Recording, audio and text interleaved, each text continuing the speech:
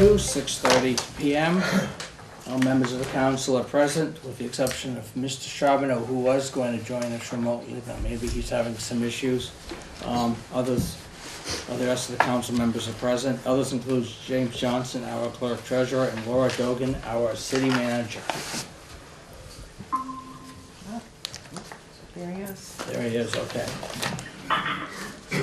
Hello. Hi, Kevin. I just called the meeting to order. I need to have the agenda amended, and the first amendment to the agenda, and this will become item number 2 before approving the minutes. We need to have 2 items added to the agenda. One is an executive session to discuss confidential attorney-client communications for the purpose of rendering professional legal services to the City Council pursuant to 1 VSA 313A1F. That's the first amendment to the agenda. The second one is to consider an allegation of an open meeting law violation.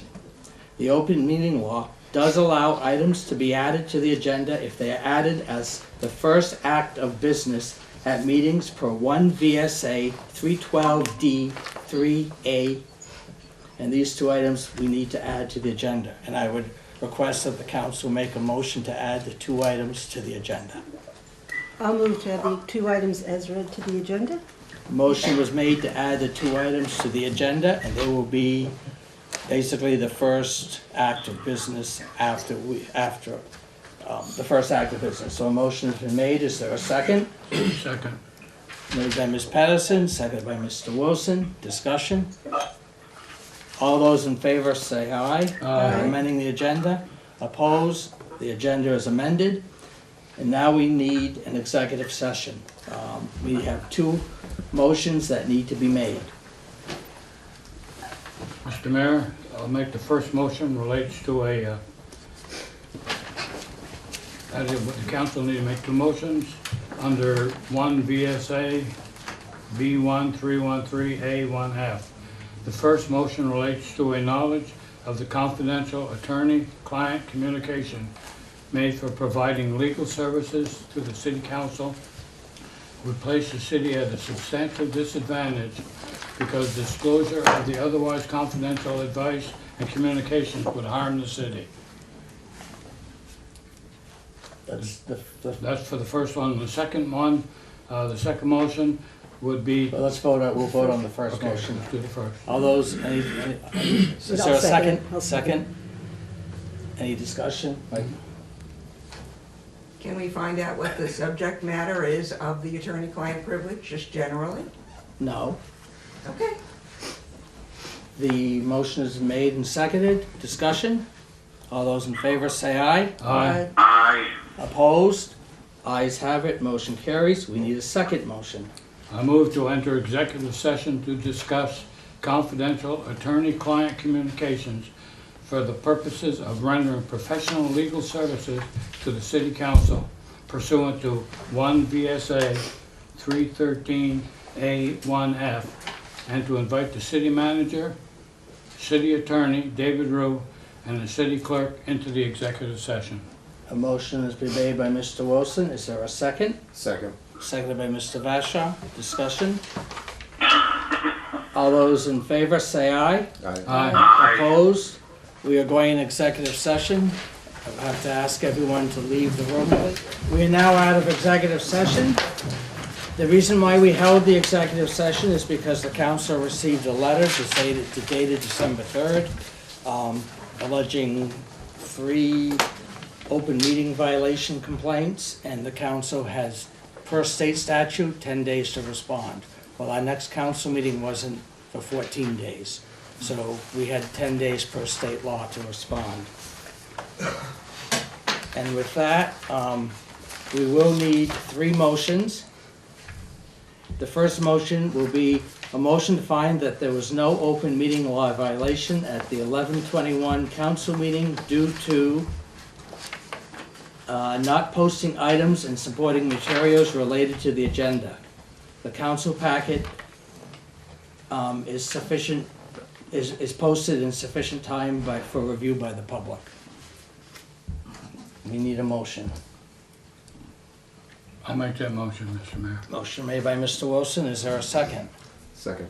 Second by Mr. Vashon. Discussion from council? Discussion? Then all those in favor say aye. Aye. Opposed? Mr. Charbonneau says aye, so all those are voted in favor. The second motion is a motion to find that there was no open meeting law violation at the 11/21 council meeting due to inadequate warning of presentation of budget and setting schedule of review at the 11/21 council meeting. I'll move that motion as read. A motion has been moved. Is there a second? Second. Made by Ms. Pedersen, seconded by Mr. Vashon. Discussion?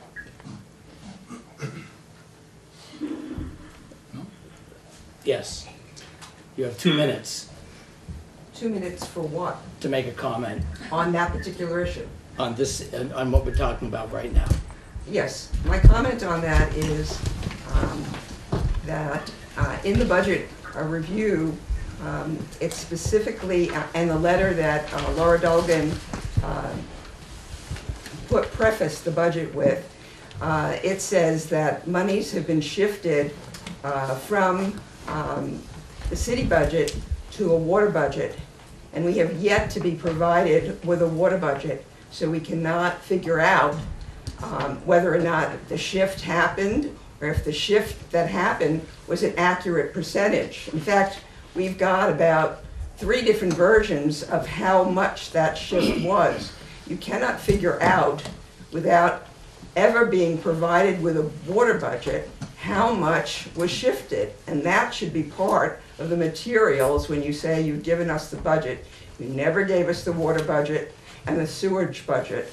So you have not met the open meeting rules. Thank you. Any other discussion? Then all those in favor say aye. Aye. Opposed? Ayes have it, motion carries. The third motion to find that there was no open meeting law violation at the 11/21 council meeting due to inadequate warning of presentation of errors and omissions requests in the grand list and listers cards. That is the motion. Made by Mr. Vashon, move the motion. Is there a second? I'll second. Seconded by Ms. Pedersen. Discussion? Then all those in favor say aye. Aye. Opposed? Ayes have it, motion carries. Mr. Mayor, are the correspondence that you received public record now? Yes. Yes, May I have copies, or? you can have my copy. Thank you, sir.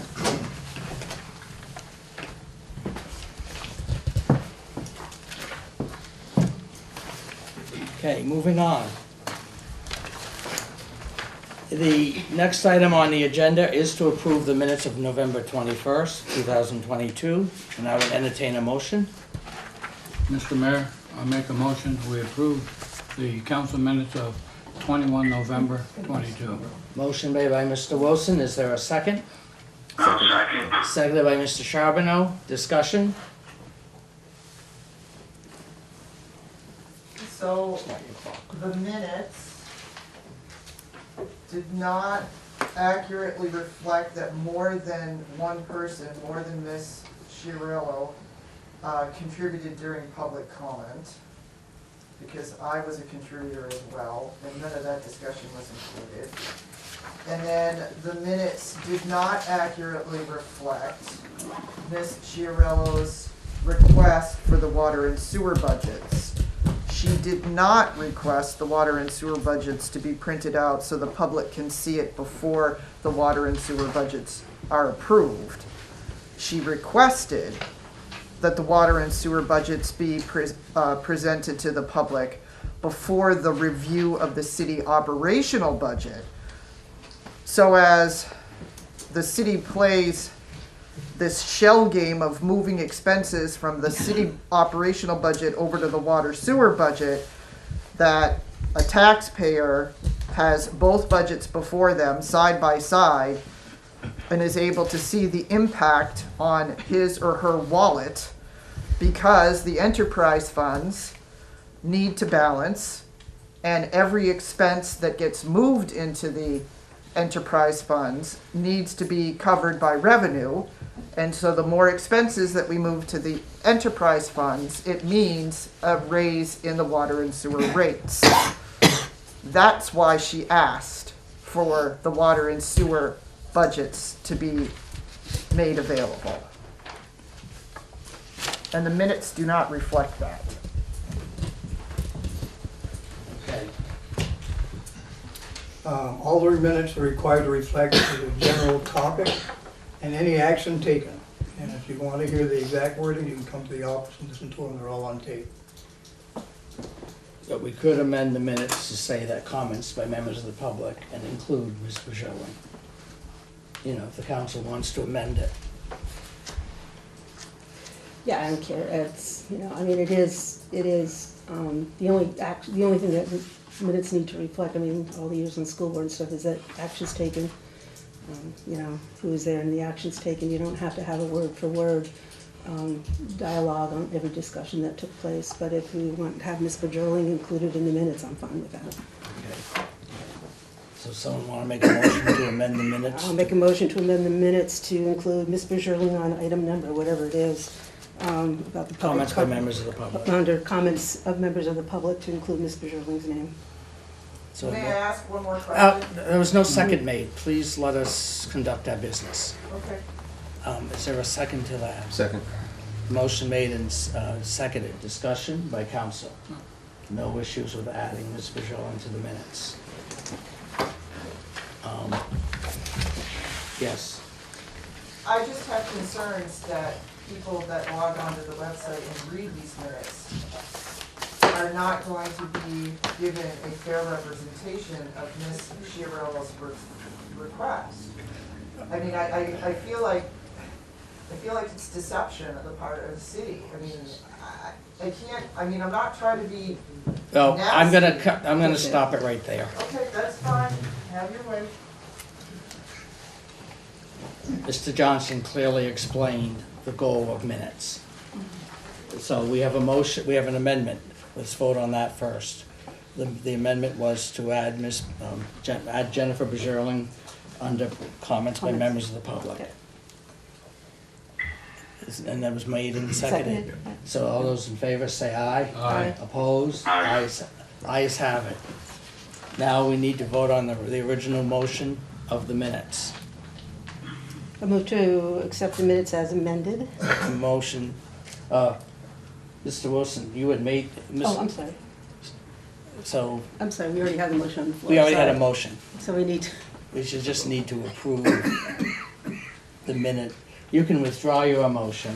Chris has got to withdraw this. Chris, withdraw your second. I gotta keep all this. Kevin second. Kevin had seconded. Kevin, you need to withdraw your second. I withdraw the second on the original motion. Okay, Mr. I Wilson. will withdraw the motion. Okay, now we need a motion to approve the November 21st city council minutes as amended.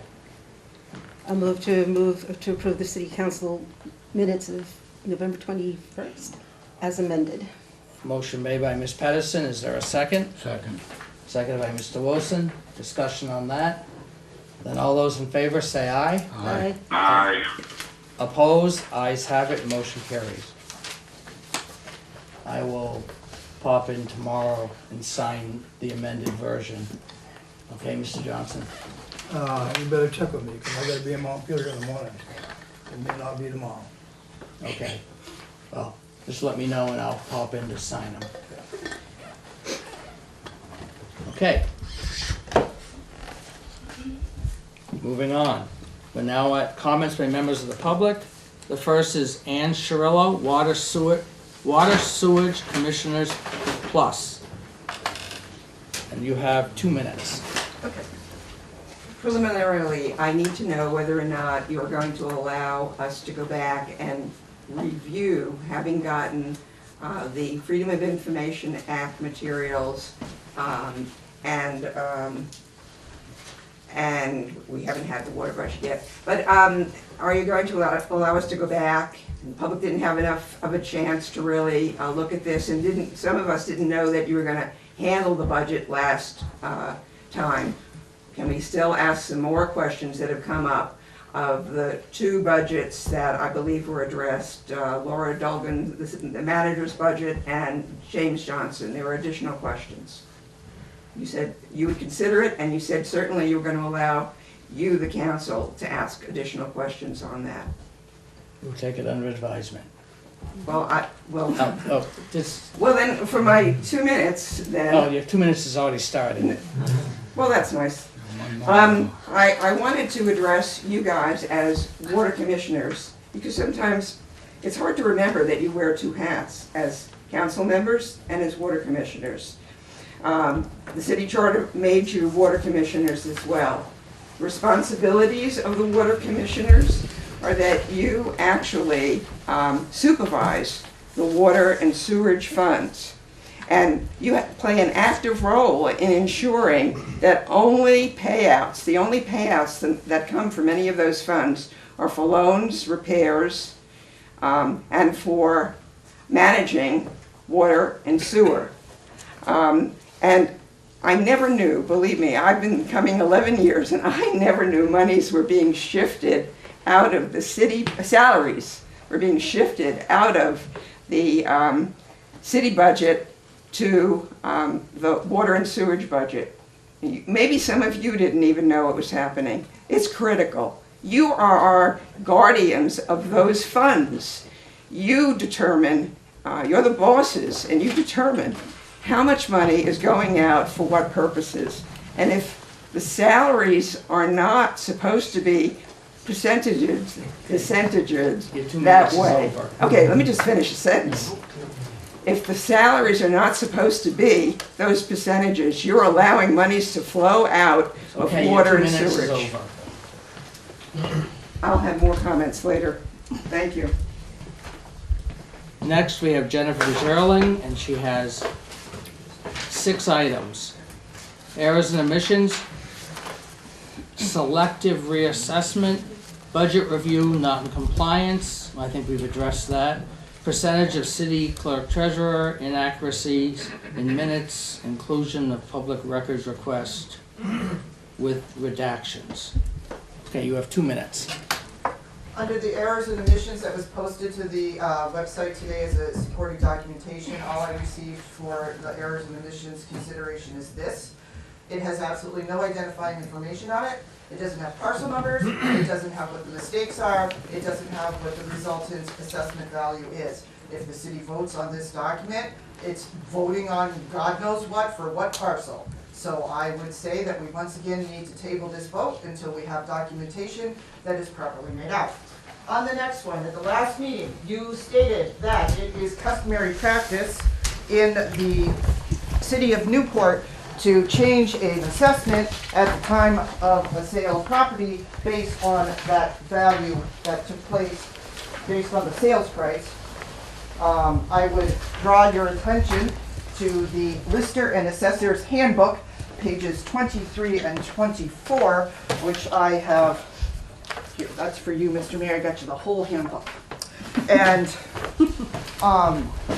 what it says is the practice of adjusting an individual property appraised value to the value reported in a recent sales transaction for that parcel or the sale price adjusted by the CLA is not an acceptable assessment practice. It is sometimes called welcome stranger or sales chasing, and the practice generally or greatly undermines the overriding concern of equity by creating a dual system evaluation, one for newcomers to a neighborhood and one for existing owners. So you went to great lengths to say this is happening in Newport, and I would like to know if it is, because it is problematic.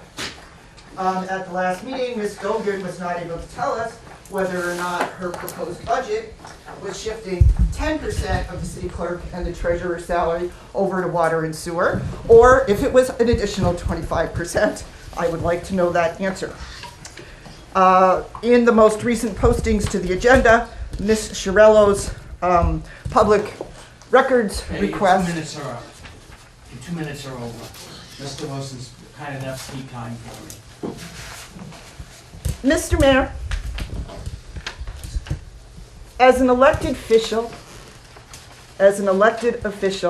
Your 2 minutes are over. I understand We that. have rules of procedure that have been approved by the council, that have had legal review. They've been voted on every year by this council. We are following our rules of procedure. You have 2 minutes, and that was gone to extensive legal review. And so your 2 minutes are over. Under public comment. Thank God this meeting's being recorded. Okay, next we have Pam Ladd's comments. Right. I am recording this. I do it for NEK-TV, as you know. The last meeting was recorded, and it's because of that recording that there are so many people here tonight. I'm finding what's happening tonight and what happened last week really disturbing. You are elected by the people. You are elected to represent us, and yet what's happening is we're all being shut out. That's not okay. You've joined forces, you've shut down. As I've looked around the room tonight, those who work for the city are smirking. That's, again, really disturbing. We're not playing games here. We have a right to know what is happening in this city. And we're not being given that right. And that, as I say, is incredibly disturbing. This is being recorded. And the press are here. The press have been responsible so far. I see no reason why they wouldn't be.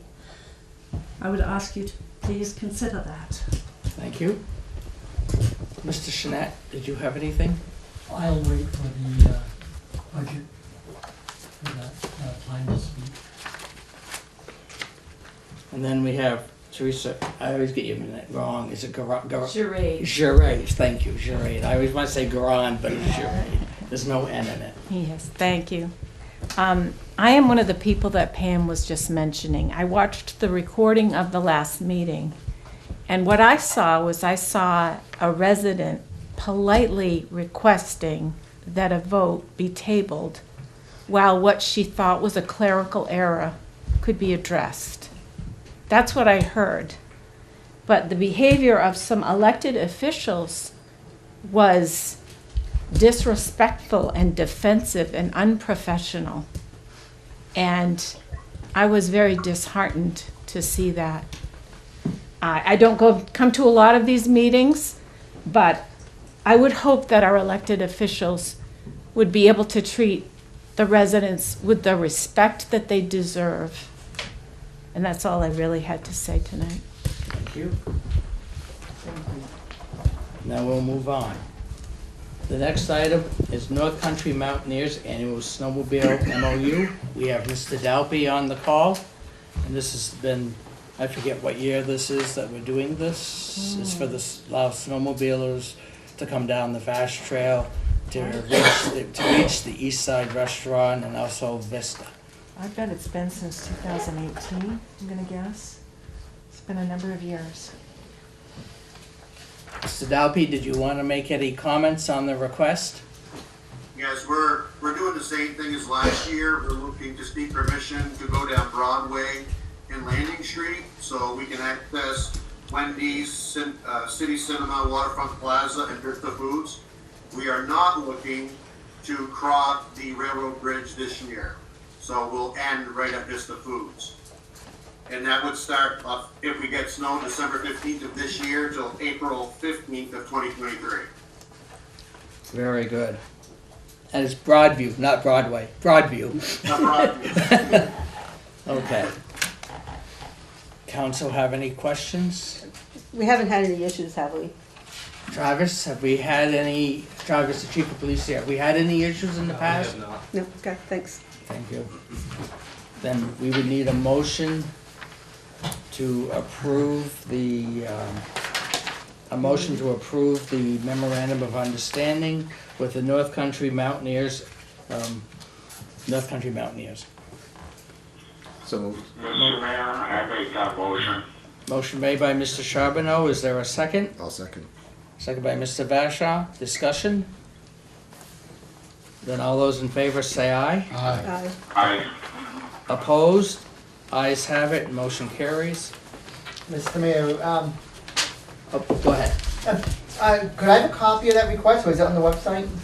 Yeah, you can have this one, because I'll give you this one, that, you can have it. Okay, Have my copy. thank you. So I just sign right here, right, Laura?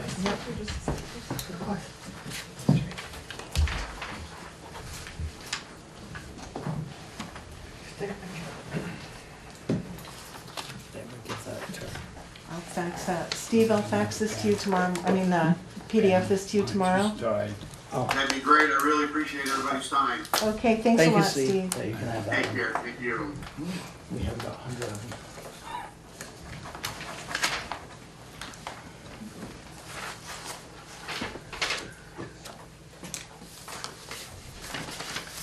The next item is the errors and omissions, and this is for, the owner is Jennifer Bergerling and George Button Jr. It's span number 435-136-15187. It's to correct the grand list. It was changing from the value of $156,100 to $133,500, a difference of $22,600. There was a miscalculation on acreage on the merger, and it has been since corrected. And we have the assessor here. The council will discuss it first, and we have the assessor here.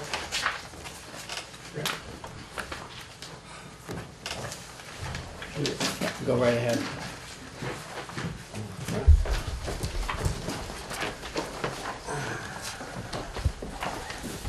Okay, so we will discuss the Jennifer Bergeron George Button parcel. There was an error in a calculation of acreage in 2021 that was not caught at my office, nor I believe by the owners. So not only will this correction need to be made, but an abatement of prior overtax for 2021 will need to be process. There was actually two errors. The first being there was a miscalculation of acreage. The second, that the Vision CAMA program that we use was not correctly merging the two parcels. It was still showing the second parcel as a separate lot. It was all one acreage, but it was not merging them as one. So I deleted that parcel, merged the acreage into one parcel, and got a CAMA corrected, meaning the software corrected the value. There's no value input by myself. It was corrected by the system. And that's based on our reappraisal of 2017 base with CLA. So that is the corrected value that I have come up with, that I will submit to the state in Form PVR 4261E, along with 3 other submissions this year. When it comes to abating, that's not this board. That's the Board No, of Tax that will Abatement. be a notice, and that will be for last year's. But that'll be to the Board of Tax Abatement, Yes. which is, Yes. well, it is members of the council, but it's also the members of the Justice of the Peace. Right. It's a separate Right. board. So from there'll the be a council. correction for the 2 years. This year, the year it was found, and then going back. Previous year. Okay. So the tax bill would be credited. Yes. And as soon as I can submit this off to the state and get their response, the sooner we can. And by the way, all of these parties, all 4 of these parties will have the opportunity to agree within 14 days of your approval. So I will send notices out tomorrow with a date 14 days out. Anyone who wants to grieve that value change can do that in my office, and they can go through the same process as our annual grievance. Which is still a separate board from the council. Exactly. It's the Board of Civil Authority. Yes. That hears grievances. Right. And the way that works is, right, but as you said, they go to you first. Yes. And then, if they're still not reaching agreement, you convene the Board of BCA, where both sides present evidence. Yeah, but if they're not happy there, they can go to the state Supreme Court. Right, but the way it works is the Board of Civil Authority will then create an inspection committee. Exactly. So there could be an inspection. There would be inspection of the property. Another set of eyes within the town before it goes any further. Yes. Right. And then at that time, the BCA can either do nothing, keep it the same, they could either raise and lower it, the Exactly, assessed value. exactly. That's all per state statute. Yep. And we have, because it's mid-year, usually is a time to grieve your assessment, but because this is a change during the year, Right. it's a special time to be able to do it. These, They don't have to wait until, exactly. okay. Omissions, errors and omissions comes up basically after we've submitted our grand list. Okay. There's an error on here that was the fault of Veteran Affairs not granting someone an exemption and then telling me after the fact they have an exemption. Okay. So we use this process for those type of errors too. Can I ask one more thing? Yep, go right ahead. I'm sorry, I'm just talking over. So, part of the problem was that the properties were merged, the one that got merged into the main property, for lack of a better word.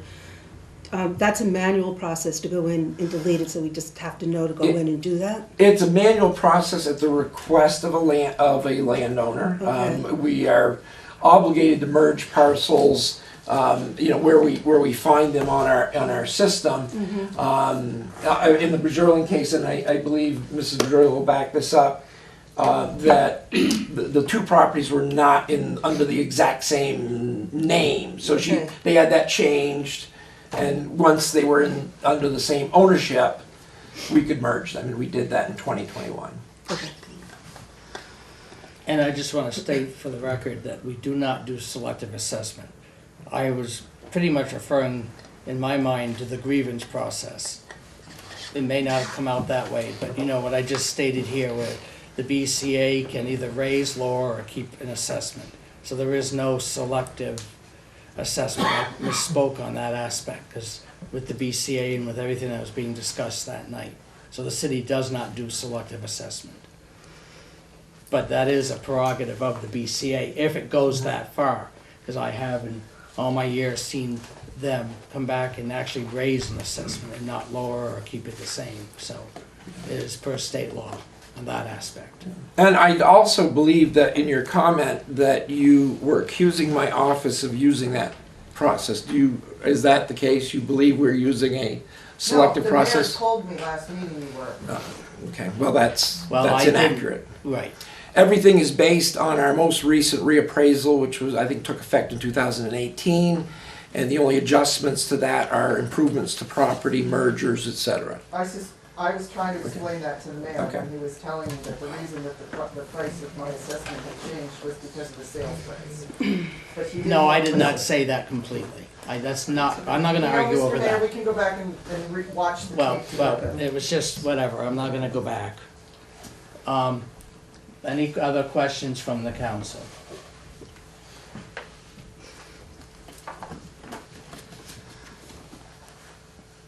Okay.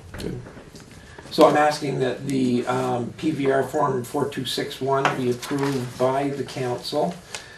This will be submitted to the state immediately after your approval. Okay. So I'm the landowner. Why haven't I seen any of these documents that you're discussing?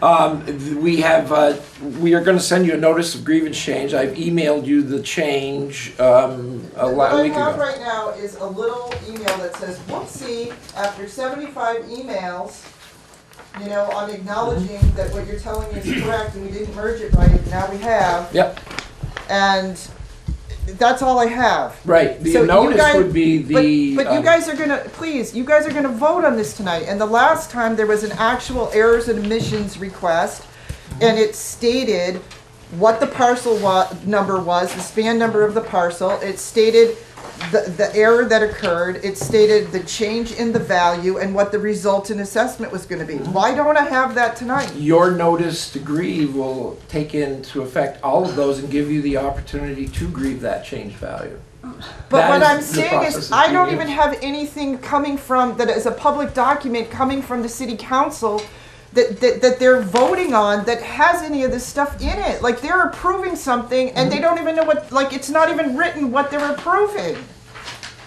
They're approving the assessor's report to them. But why these didn't vet- to I change- get those documents, Mr. Mayor? I am the landowner. I'm not going to debate it. You're discussing this with the assessor. Our job is to take his recommendation and approve But this. Miss, don't- Excuse me, let me finish, please. Our job is to approve this errors and omissions certificate. You pointed out an error on the merge. The assessor has corrected the error on the merge. He has come up with what he believes is the correct assessed value. That is what the council's job is to do, is to approve this. As he said, you've got 14 days to grieve it. And that is what our job here is, just to approve this form based upon what the assessor has presented to us for the state of Vermont. This is for the state of Vermont, Right. because they control all I of cannot our... give you, right, excuse me, I cannot give you any relief until this form is approved and sent to them so I can alter the grand list. Because the state's the ultimate people with our grand list now. Right. Why wasn't these forms that you're referring to that I've never laid eyes on, why weren't they attached to the agenda as they were last time? That's a good question. That is the council's responsibility, that's the city manager's responsibility. To Oh, allow we're the not gonna public- argue No, over please that. don't interrupt me, when I have to not interrupt you, I expect the same courtesy. Point of order. This is crazy. It's not okay. It's not okay. This is a standard form. It has other people's names on it who may not want their name on the internet. That's exactly what we voted on when you said we violated the open meeting law. Redact it. Well, you don't just put one person and not everyone else. You can redact it. Well, I'm not gonna argue anymore. What is the council's wishes? Mr. Johnson, do you have anything to add on this report? Nothing. 'Cause No, I mean, that's all the assessor, because you would, that's right, because you were trying to answer last time. Okay, This is not okay, Mr. Mayor. So I would move to approve the errors and omissions certificate as submitted by the city assessor. motion has been made. Is there a second? I'll second. Seconded by Mr. Charbonneau, made by Ms. Pedersen. Discussion.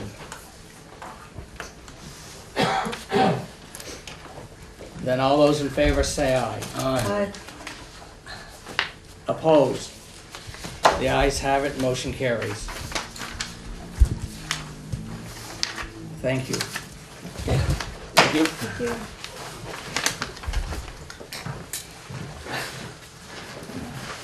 Moving on.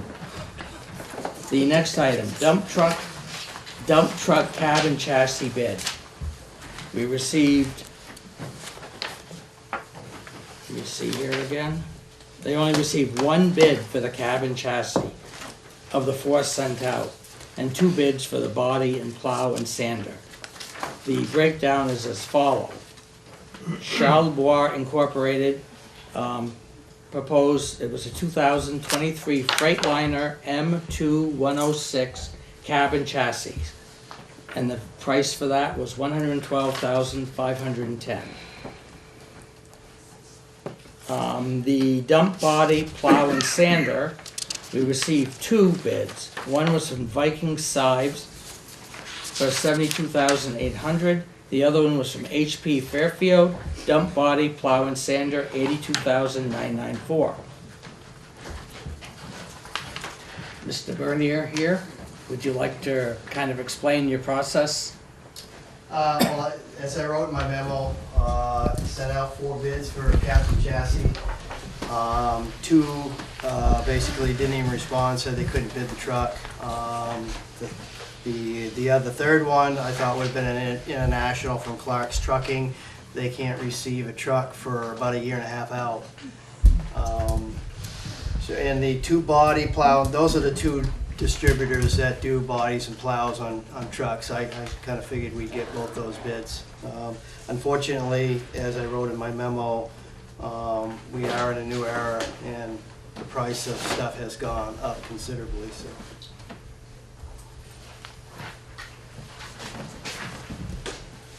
Okay. Looks like you said the last truck we had ordered was $136,472. Correct. That included the, was that just That was the complete truck. the complete truck? So now we're looking basically at Almost 50,000. 50,000 more. That's what I was trying to do the quick math. Yeah. Okay. Questions from the council? How badly do we want our streets plowed? I'm sorry, I didn't hear you. I said, how badly do we want our streets plowed? Mrs. Salt does a job on these things. Well, the current truck we're trading out is 11 years old right now. We've been trying to stay at a 10-year turnaround, but of course when Can't do COVID it. hit, we couldn't get vehicles, so. So I move to accept the Charles, is that how it's pronounced? Charlie boys. Charlie boy. Charles Boys, I can't type it French. Freightliner, 2023 Freightliner, and the Viking Civs dump body, plow and sander. Motion made to accept the bid from Charlie Boy and from Viking and Sives. Once again, the dollar amount for the actual chassis and cab is $112,510, and the plow, sander, and body is for $72,800. So we have a motion. Motion made by Ms. Pedersen, seconded by Ms. And I know this is in the budget. We budget over, and we Usually budget half one year and then. half the next year. I will add, just thought of it, we used to always do the cab chassis first. And then as the process started, we get the body, plow, and sander going. But now with supply and demand, our last truck, we had to wait almost a year to get the body, the plow, and the sander put on. So that's why I'm doing them both at the same time, so they can order it and they'll have it when that truck gets here. Yeah. Just for the record, I do want my streets plowed. Other questions from council members? I just have one question, because I'm pretty ignorant about trucks. Is Water and Sewerage Department paying any amount of money for the purchase of this truck? Not this particular truck, no. Thank you. Okay, we have a motion second. All those in favor say aye. Aye. Opposed? Ayes, motion carries. Thank you. Mr. Mayor, just for my article, can somebody explain what's wrong with what you're trading in and what's wrong with it? I mean, are you trading it in or is it going for surplus? I can, it's replacing a 2011 Freightliner, pretty much the same truck. That truck will be sold, or we have been using a dump truck at our wastewater plant. That truck is a 2007 International, so that truck will probably disappear, and we'll trade it. We'll give them this older truck, take the plow frame off. They've been hauling sludge from the wastewater plant. Mr. Mayor, is there a reason why I can't go another year, or is that just? Costs of repairs, Chris, I've gotten to the point where how much money you want to dump into an aging truck? There comes a point in time where it's beyond cost effective. May I have a copy of that paperwork? Or is it on the website? Here you have I mine. had it. It's on the website. Yeah, Chris, you want mine? Sure. I just drew on mine. Hold back, hold back. Okay. Moving on. The next item is budget review, and we have fire department, police department, public works, recreation, and other. So we will start with the fire department. Does that mean you're not going to go back and let us talk about some of the issues that have arisen from the materials we've received? We're continuing with the budget presentations. Are we going to be able to do it at the end, before you vote on it? We're not voting tonight. No, I know you're not voting tonight. I'm talking about before you vote on it, period. We're continuing with at least giving the department heads a courtesy of presenting their budgets. And as, Aren't you concerned but let me that there finish, are let me finish, mistakes? excuse me, let me finish. At the end of the discussion, I've opened it up where you can pose questions. And then we take them under advisement and they can answer them. But tonight, we are having the four department heads present their budget. But some of us have more questions of Ms. Dolgan and We will go back Jim. at a later time to review the entire budget. We're letting them present. And I think that's a courtesy to let the department heads at least present their budget to the city council. That's a courtesy. Do you mean that it will go back the night before we vote? The night before the Yes. public votes? No, Yes. the council will be doing the council will review the budget and decide, it could be at the very next meeting, decide whether they like what's been presented, what they want to cut, what they might want to add. That's at the next meeting. Then the budget gets opened up for discussion at that council meeting, not the night before, at the council meeting.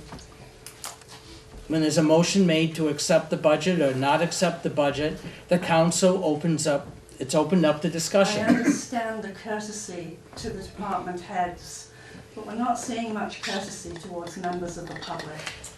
This last meeting and this meeting, it is really disturbing. Well, this is a meeting of the council, for the council, to work on agenda items. There will be time for discussion on the budget. I allowed it at the last meeting. I will allow it. I'm not gonna argue anymore. We're gonna move on. I'm not gonna argue tonight. Why don't We're you gonna- ask your excuse fellow me, council we're gonna- members? How does the council feel? Do you wanna let the public interact on every line item on the budget right now, or do you wanna have the department heads at least present their budget? What does the council wish? Council heads present the briefing, the budget to us. You want the department heads to present us the budget? So I would like to have the presentation by the department heads, that way, again, we can look at things, we can ask the questions. if I'm we sorry, I need to. can't hear you. I would like to have the presentation by the department heads tonight, so that we can, kind of look, we can hear what they have to say, we can mull it over. We have time to think about it, and if we have things towards this is the next meeting, or whichever meeting it is that we finally finalize it, we have time to think and change things. The budget has to be in to the printers at the beginning of January, so towards the beginning of January. At the meeting where we have a recap of it all, if there's questions from the public, they can ask their questions. We can make, if we, how the council feels about it, any changes or things that we want to do, we can do. Then it goes to the publisher, because we have to get it in, and then you're gonna have until the public, the town report comes out, I don't know how much, it's probably like a month before town meeting day. If you don't like the budget, vote it down. I mean, that's kind of the process. So, I hope so so. everybody, we elected you on fiscal responsibility. That was how you marketed yourself. I'm not gonna discuss things with you, Pam, at this point. If you don't like me, vote me out.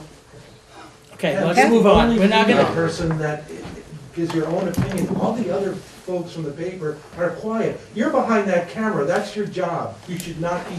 It's not my job. Okay. I'm a volunteer. enough here. I will clear the room if I have to. Enough of this nitpicking back and forth, okay? This is a Newport City Council meeting, the meeting of the council, by the council, for the council to conduct business. That is what I have been told from following state statute, from speaking with the Secretary of State. We allow the public time to speak. We allow them to speak on this budget. I've always allowed. I allowed it last year. I allowed comments after the department heads presented. So for this comment that we're not allowing comments is not true. I allowed it at the last meeting. You may have follow-up questions, but I want to allow the department heads to present the budget tonight. It's a courtesy to our employees to present the city council their proposed budget. May I ask, And we're going to move on. may I ask that we allow the fire chief to Yes. present his budget? John, I apologize for this. I know you worked hard on your budget. Well, good evening, folks, and Mr. Mayor, thank you for allowing me to come. As you know, my budget and what I've been trying to do since I assumed the role is get better control of the numbers so that we have a very reflective budget for you to look at as to what's actually going on. If you go all the way down to the bottom and you look at my 22-23 versus 23-24, I went from 189,412 to 196,785. And those increases are basically reflected in salary and insurance. If you get down into the actual operating numbers, the only thing that I've increased is personal equipment. I brought up from 10,000 to 12,000, and the reason for that is Previously, that line item used to be about $20,000, but about 5 years ago, we got a grant and replaced all of our firefighters' bunker gear at one time. In a 5-year period, it's starting to wear out.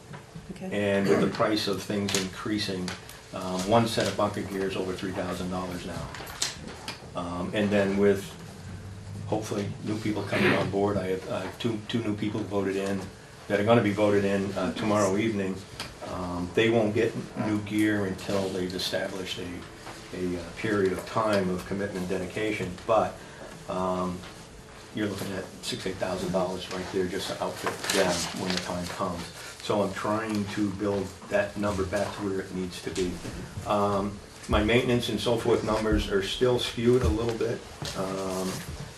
In going from a reactionary budget to a planned budget. I've got all my trucks and equipment on a annual regulated scheduled maintenance program. It is helping to reduce the number of breakdowns, but unfortunately in this particular line of work, we go out in all sorts of weather, and when things, when we're fighting fire at 20 below zero, valves break and gauges break and they need to be replaced. So those numbers do look a little bit high, but there's no real major changes in there. The station, last year we absorbed over $11,000 worth of repairs out of my operational budget. We replaced the furnace, we replaced the water heater. Next year we plan to hopefully paint the bay and so forth and so on. So tiny little increase. The income from Coventry. Yep.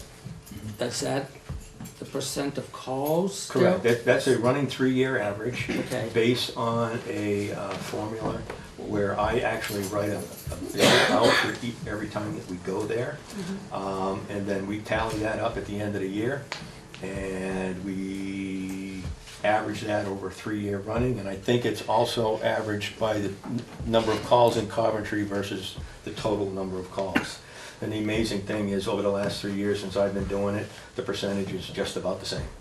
It's amazing how consistently they are as a percentage of our calls. So by doing a 3-year average, then you don't get spikes up and down, and it's more predictable. Right, right. That way, if there's a, last year, I think the numbers, we were 208 calls, and they were like 62 calls or something. It's about a third, roughly. And we're actually running right about there right now, so far this year. We had a very busy first quarter. We had 68 calls.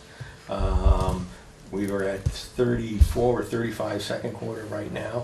As you read the paper lately, we've had a fairly busy last 2 weeks here with a couple of major structure fires, one night right after the other. So, Are structure fires the predominant call-outs? No.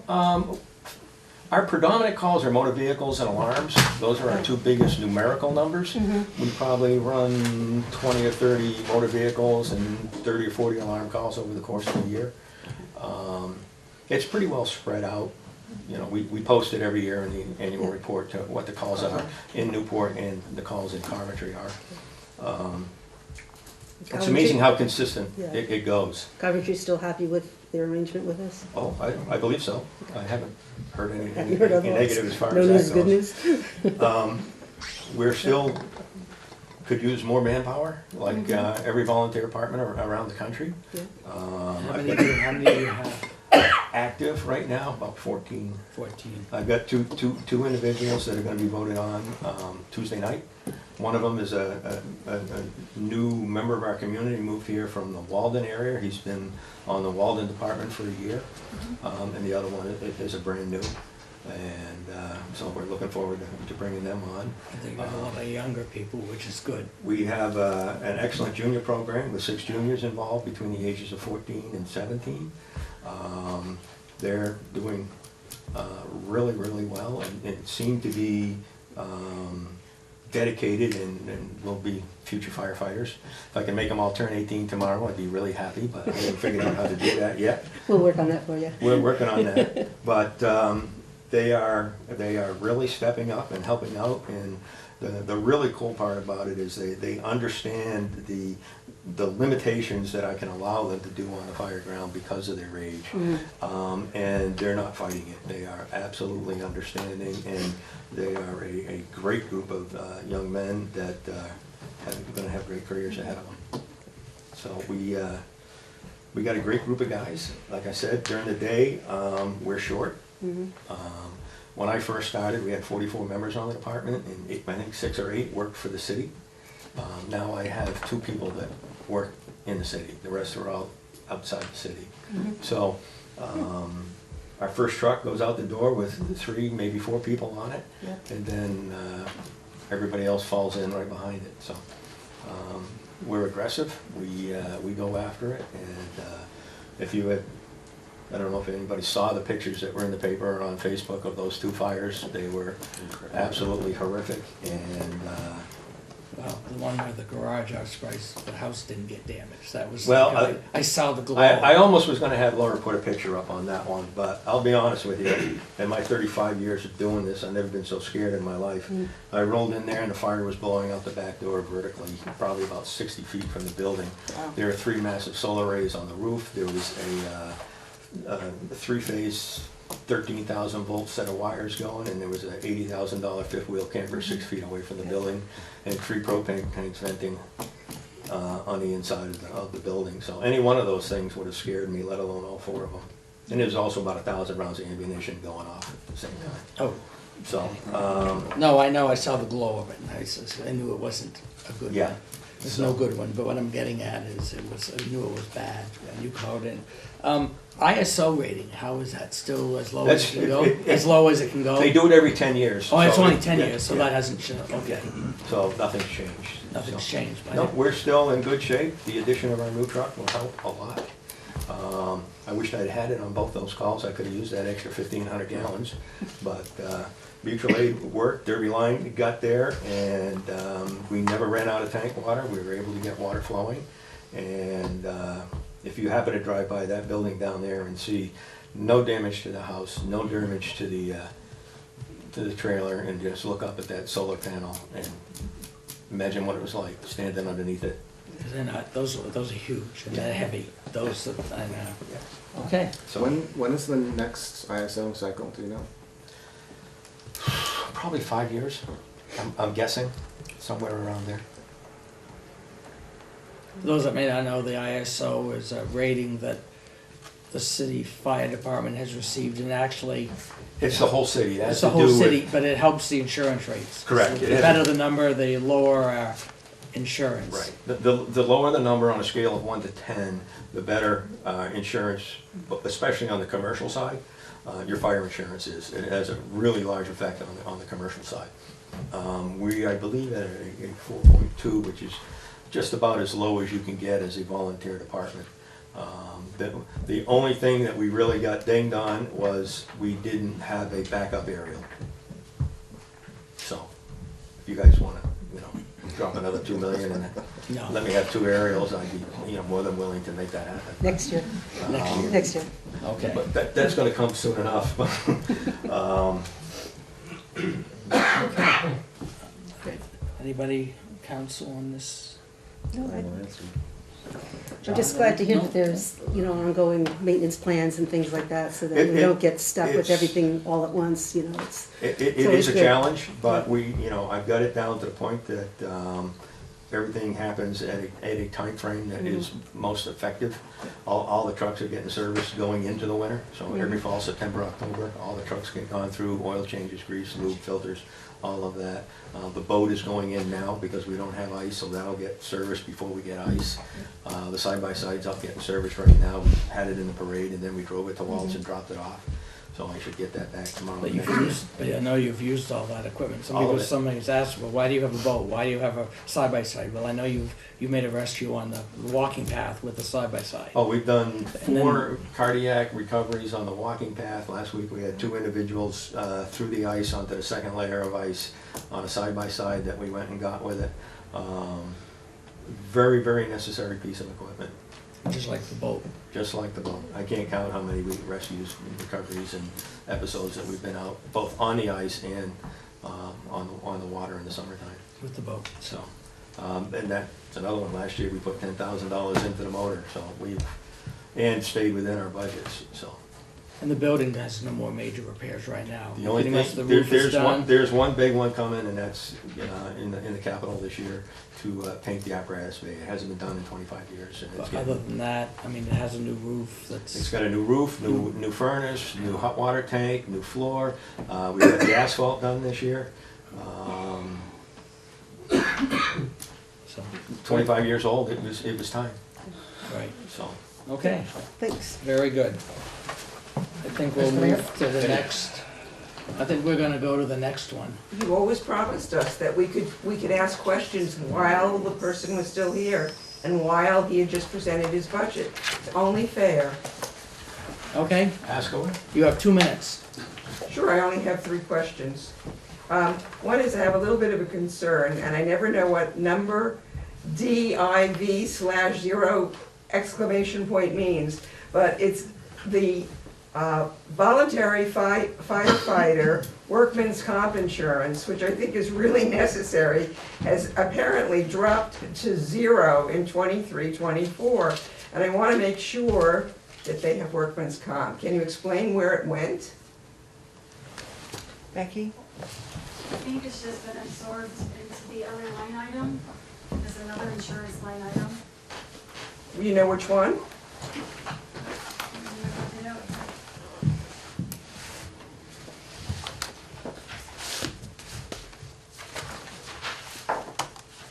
I don't want to use up my 2 minutes in this, so I'll ask another question So the without one getting is that answer. 0454526. I'm sorry. Line item code 04526. Where would I find that? It's about the 5th one down, workers' comp assigned risk. Oh, great, thanks. And the second one is that salary for just one person, you, up at the top? Yes, ma'am. And that doesn't include all the other supplemental things like social security, which is an add-on, and then Correct. unemployment, et cetera, et cetera. Okay. To my knowledge. And are you non-union or union? No. And that 10.23% increase in your salary, Yep. Does that include, or is it in addition to the 7% increase? That reflects the 7. It includes the 7%? Reflects the 7 plus the 3. Okay, I think that's it, thank you. Mr. Mayor? I had one question, under the firefighter salaries, Mm-hmm.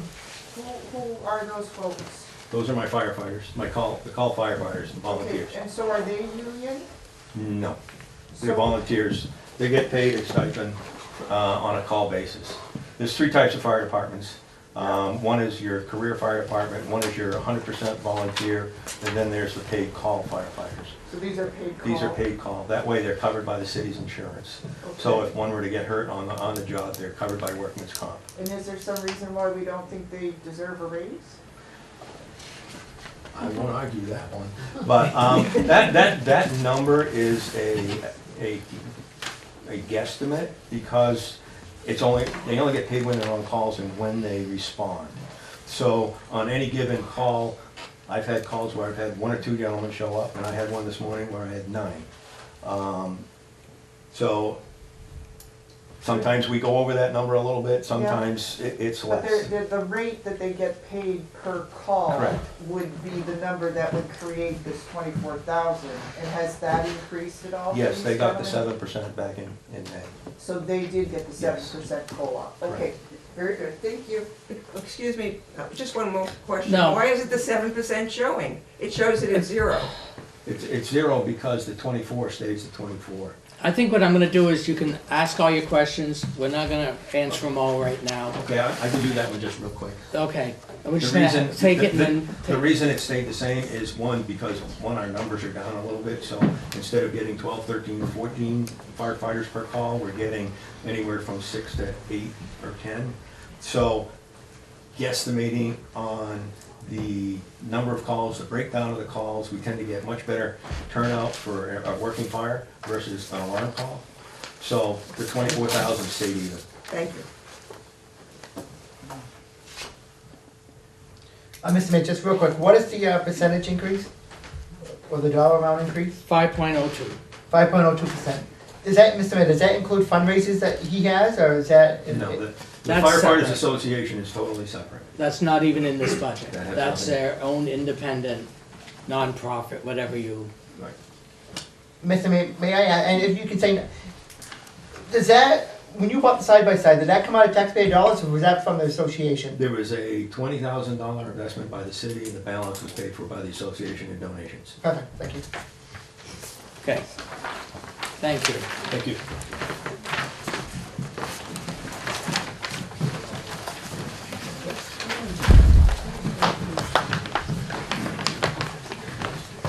Next, we have the chief of police to present the police budget.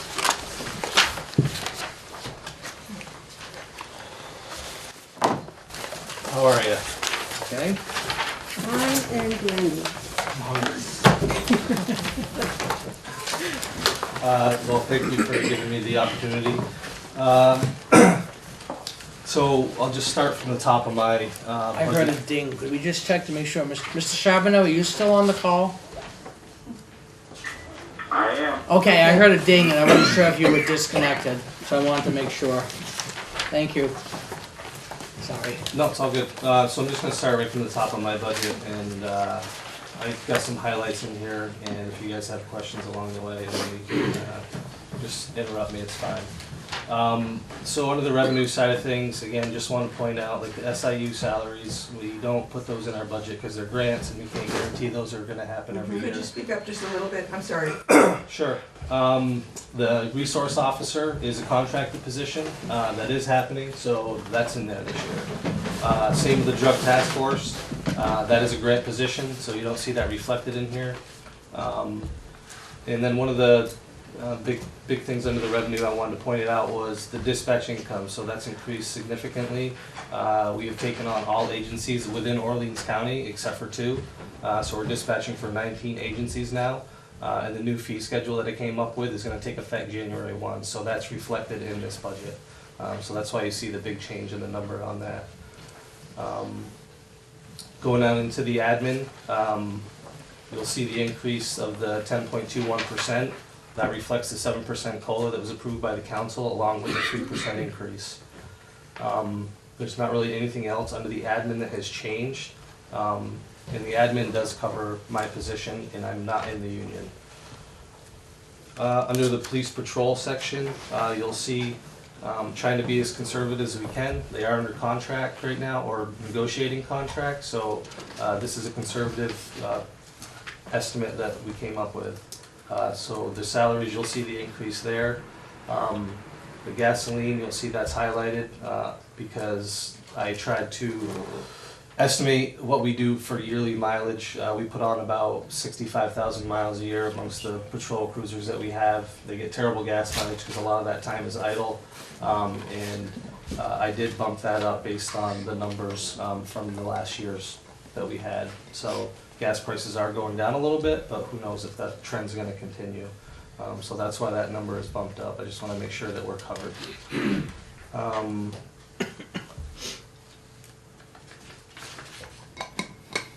The training, just kinda wanna hit on that. I know like the actuals from the last few years, a pretty robust training budget. If you just look at the numbers on here, it says $20,000. You'll see that those numbers, that wasn't fully used in the prior years. COVID had a lot to do with that. There was online trainings that we tried to do instead. It just was not enough to get people out to do the training. We did the minimum training, so if I send all the officers at the PD for minimum training that's required by the state, that chews up about half of that figure, okay? So the other stuff that we have to compete with, I still have to have instructors, I still have to have training officers, I have to send supervisors to leadership training, we send officers to SWAT 1 training, to active killers, so like the rest of that training budget gets chewed up fairly quickly. These aren't one-day classes, they're like 2 or 3 or 4-day classes, so that will definitely be used up. Under the dispatch, I'm just going to point this out because someone's probably going to pick up on it anyways. So it shows their increase only being 3.71%. The reason behind that, 2 dispatchers, one retired that had a lot of time on, another one got done that had a lot of time on, and we had budgeted in for that 5th dispatcher position. So I've hired 3. We're currently full staff in dispatch, but they all came in at entry-level pay, which makes that number much lower. So there is, the increase is the same as the police. Again, they're going through the union negotiations as well, but that's why that only says 3.71%, because last year we had the higher salary in those positions. And again, I highlighted the operating and office supplies. You know, this isn't really big money at the end of the day, but I raised it, and it's probably still not even enough. Like, we spend $500 a year on just USB drives that we have to put videos on. I spend almost $300 on DVDs that we have to put videos on, and all the cases that go over the state's attorney require all that stuff. The toner cartridges, we go through about 80 a year. They're $110 a piece. So if you add all those up, that leaves me like $500 left to buy staples and paper clips and pens and pencils and all that good stuff and paper. So is it enough? Probably not, but that's why there is an increase in it, and that's the reason why the price of everything is going up. You guys all know that. And as far as the training goes, I did increase that at the bottom of dispatch. Again, 5 dispatchers, if each one of them goes to an 8-hour training, and that chews up almost 2/3 of that budget, okay? The CTO, I just sent a dispatcher for CTO, which is basically communications trainer, so they train new dispatchers if we hire any. That's a 2-day class, okay? So there's not a lot of extra money there to play with the training, but I did increase it to what I thought would be reasonable for this year. And then didn't really do much with the animal control, and the contracted services are what they are. And then the net proposed at the bottom is 0.61% increase. Are we at a full contingent of officers? We are. I think, I'm proud to say that I don't think you can ask many departments, or many departments can say it, but we're full staff. We have full officers and full dispatch. Wow. Yep. That's something for leadership and working. Yeah, I would like to think so. Yes. Just it's a good crew. Very fortunate. And I know since you're dispatching for the county, I did see some report that the state is looking to make you the regional, since you're already doing Orleans County, because they're still wanting to eliminate the state police from dispatching. Yeah, and we've already done that kind of on our own. There's just 2 other agencies that haven't, which is fine. But yeah, all of Orleans County we have covered. And that continues to go smoothly? Very good, yeah. Good. At least you know when you pick up the call with someone local versus Williston. Just anecdotally, which I guess it kind of relates to being full-staffed and things, but I just wanted to say that, you know, on occasion, just as I'm downtown, I've sort of walked by officers interacting with people in difficult conversations, let's be polite. Yeah. And I admire them. I mean, they're just so de-escalating and calm and not aggressive. And though I know probably if they need to be, they can be, but they certainly don't put that out there. Yeah, well, it's good to hear. There's definitely a lot of behind the scenes conversations like that one right there that happen every single day. Yeah, I was walking up one day and I just went by an altercation outside of an apartment building that 2 women were having, and I came up here to sign something, and when I got here, when I got done signing and I was leaving, one of the ladies was, you know, talking to a police officer in here, and it was just, you know, it was good, so. Good to hear. I'm glad. Sorry. Yeah, go ahead. What percent would you say increase, not increase, I guess, or what percent would you say which is a statewide issue, it's just at Newport, but the opioid, fentanyl, what percent of time you think is spent by your department? Well, so we have a member assigned to the task force, so that's all he does.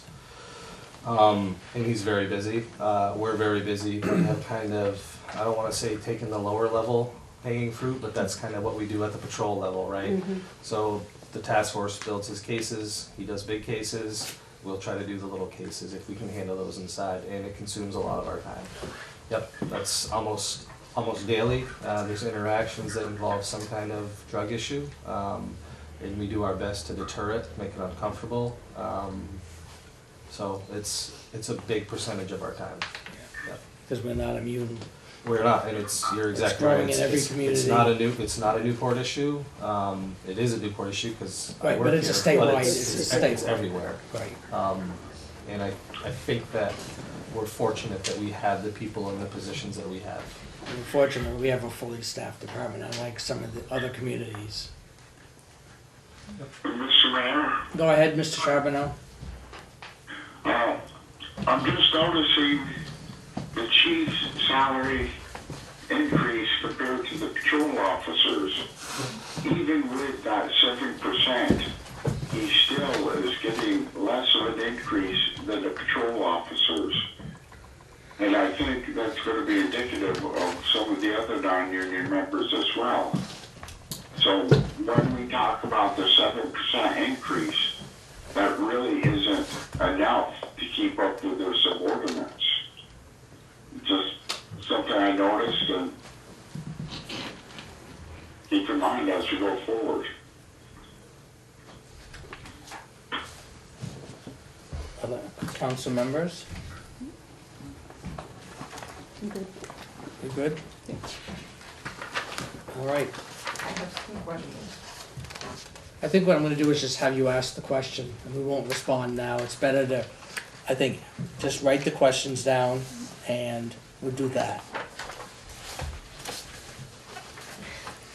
I'm asking a question to no one. No, you're asking a question that then we can, we'll just take notes and we can respond Okay. at a next meeting. Because it So cuts my down on the first- time and the back and forth, and they can come up with a real good detailed answer. But people behind me aren't getting the answers. I'm running the meeting, and Sure. I feel, I'll you know, ask my and first question. you can ask the questions. I'm asking my first question. I noticed the Stone Garden revenue has been zeroed or DIV'd. I'd like to find out what's happening to that. There was a USDA equipment grant for another $29,000 in the actuals of 2021. That's disappeared. There's a VDTF, which I don't know in terms of revenue what that means, but it was $85,000 back in 2021, and that has been DIV'd. Secondly, I noticed the health insurance in the admin, which would mean for the chief, is 24.42%, while the same health insurance, I believe, for the patrolmen is 28.79% increase. I'd like to know why there's that difference, that we're paying more for the patrolmen's health insurance than for the chief's. You explained one of the questions I had in dispatch, and also in dispatch, the increase is 28.38% as opposed to the chief's 24%. I just didn't know, do the dispatchers also wear uniforms, even though they don't go out on the street? Those were my main questions about police, and I thank Dan and the fire department for all the hard work they do. Okay. I wanted to ask Mr. Bingham that even though these it's hard with these increases and stuff because people are moving up on the salary schedule or retiring at a high level and coming in, as you said, at the lower end of the salary schedule, but do the numbers represent that, like, all of the numbers on the salary schedule are gonna increase by 10%, 15%? Do you notice? Does that make sense? Am I communicating what I'm trying to say well enough?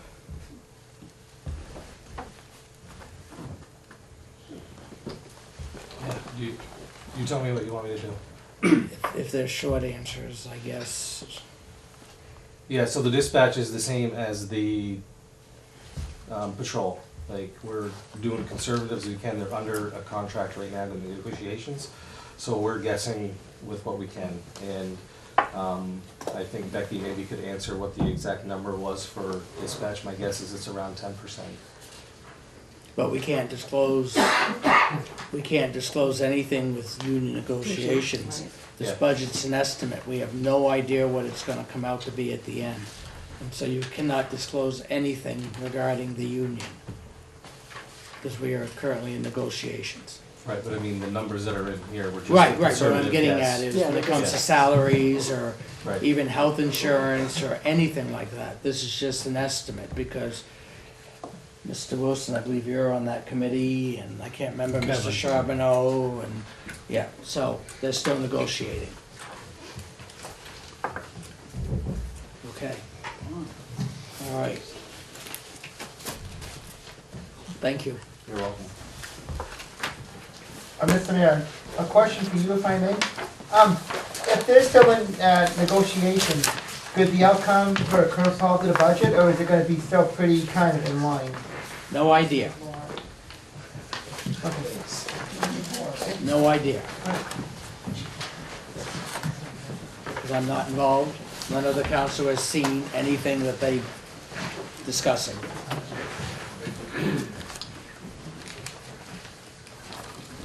Moving on, the next one is Public Works.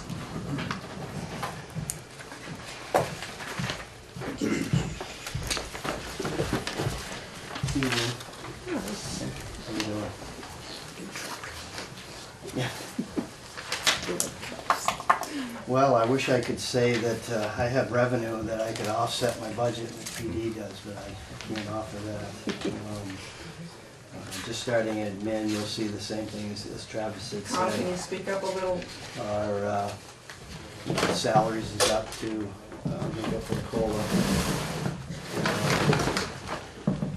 Next big item down there is our work, the employee work clothes. We've actually added that fourth guy at the wastewater plant, so Ian, Public Works with members has increased, so I've had to increase even with the price of materials and whatnot, everything's going up. Public Works, do they have uniforms, or is it just Yes. protective equipment and things like that? Uniforms? No. Okay. I should know that. Negotiated in the contract. Yep, no, that's fine. Yep.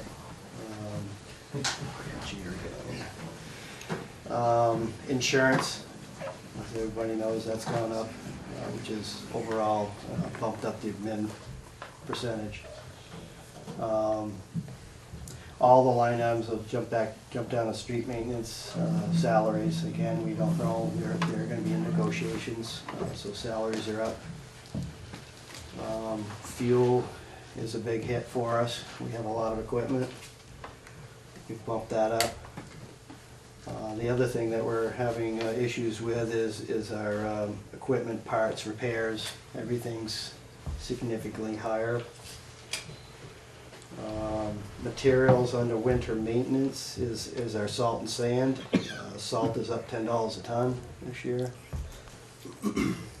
Luckily, you got it. Unlike some municipalities where there's a shortage, we are lucky, because ours came from Canada, correct? Correct. And they don't have it trucked in on trains, so we're good for the winter. Confirmed that.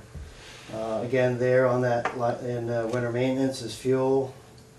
Diesel fuel is up significantly, excuse me. Same with maintenance and supplies, parts for the trucks, I've bumped that up. We've had some major repairs and maintenance on the trucks. Rising facilities, again, the pay is up. Propane, not a big jump, but that's up. Utilities, again, with the 8% increase with electric.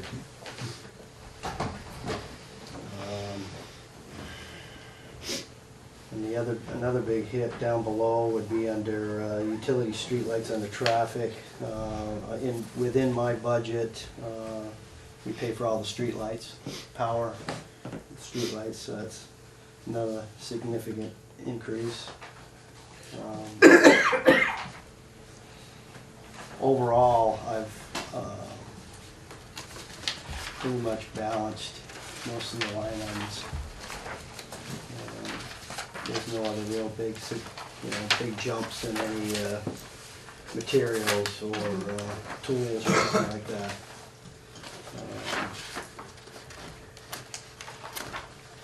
Bottom line is a fairly large increase.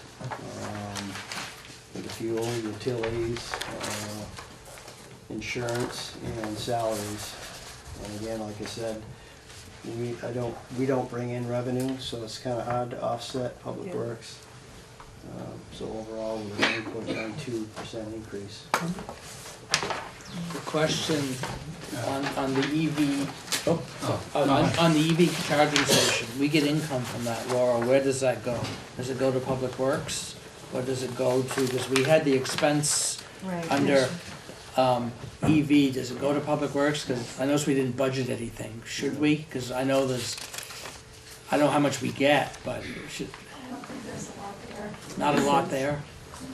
It should be on the There is $982, you're right. I was optimistic, but that was the grant, the other money. Right. I was optimistic that we could put a number in, but that's right, that was the grant money under that aspect, okay. All right. Doesn't help me much. No, okay. One nut on the tire on that new truck, right? Yeah. And so far we've had I have to say, we're only into mid-December, but it's been good so far. Knock on wood. Questions from council members on this budget? I have one. Go ahead.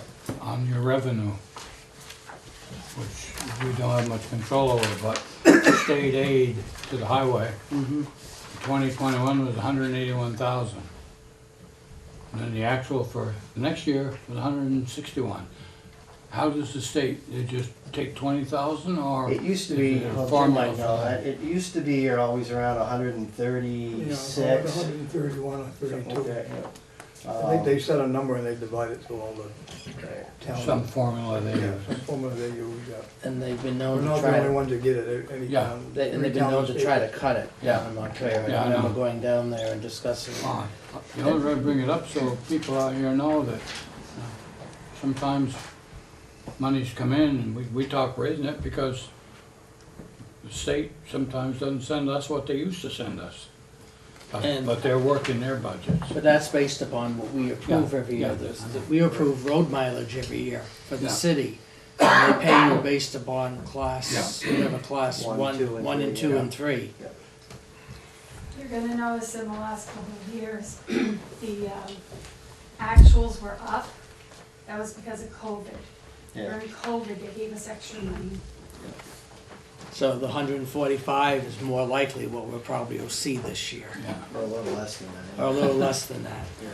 I think they budget a certain amount every year down there and they divide it, all the road mileage in all the towns in the state, and they get what you get. Right, but it is based upon that report we approved, the class 1, 2, 3 that we approved. Because our road mileage doesn't change. No. It's the same year in, year out. We're not adding any roads or taking away any roads. The only time we would add a road is if a private road became a city road. Correct. In some of these developments. The States Drive. The States Drive, that was added. Cherry Lane will be coming in within the year. Once they meet the city, the warranty period and the city's specifications for roads and infrastructure. So that would be a road that'll be added, which might add I don't know, a little bit. Pennies probably. Couple dollars, yeah, on that aspect. Tenth of a mile. It's not very big, No. Cherry Drive's not very big. No. Cherry Lane or whatever, yeah. Other questions from council members? No. Okay. I noticed in revenue that a whole slew of items have that PIV0, which I shudder at every time I see because I never know where it goes. So you used to get 10,000, just the big items. You used to get 10,000 in Public Works other. A PW vehicle something revenue is 53.5. A PB connector trail grant 50. And then there are 1, 2, 3 items underneath that. Where did it all go, all that money that you got in revenue? Well, a lot of that was just grants. It says it right there, grants. So you used to put it in as No, because they got a one-time grant. It was only a one-time grant that was Okay. put in the budget. Moving on. And the DIV zero is just a formula thing. Excel doesn't like dividing 0 by 0. That's why it comes up as DIV zero. It's the same as 0. Okay. Yeah. So in admin, the salary you list, that's the salary that's everything but not vacation and all the benefits, is $36,891 proposed. That's just your salary, is that right, in there? No, part of Becky's is in there too. I'm sorry? Part of Becky's is in there too. How much of Becky's is in there? You know what percentage that is, Becky? It should probably be on the sheet that you were provided. I'm sorry? It's probably on that sheet you were provided. Well, that's in water. I was under the understanding that 22% of your salary went to water and 22% of your salary, it says on that sheet, goes to sewer, which is in a budget that we haven't gotten yet. Nothing goes to the Department of Public Works. Is that right? Not Robert, no. Robert, No, he's not in there. That's about the salary of one person plus their various things. But look down a little further, because usually when you see the admin of 1 or 2 people, however many people you want to put in there, their Social Security would be about 7.5% of the 36,000.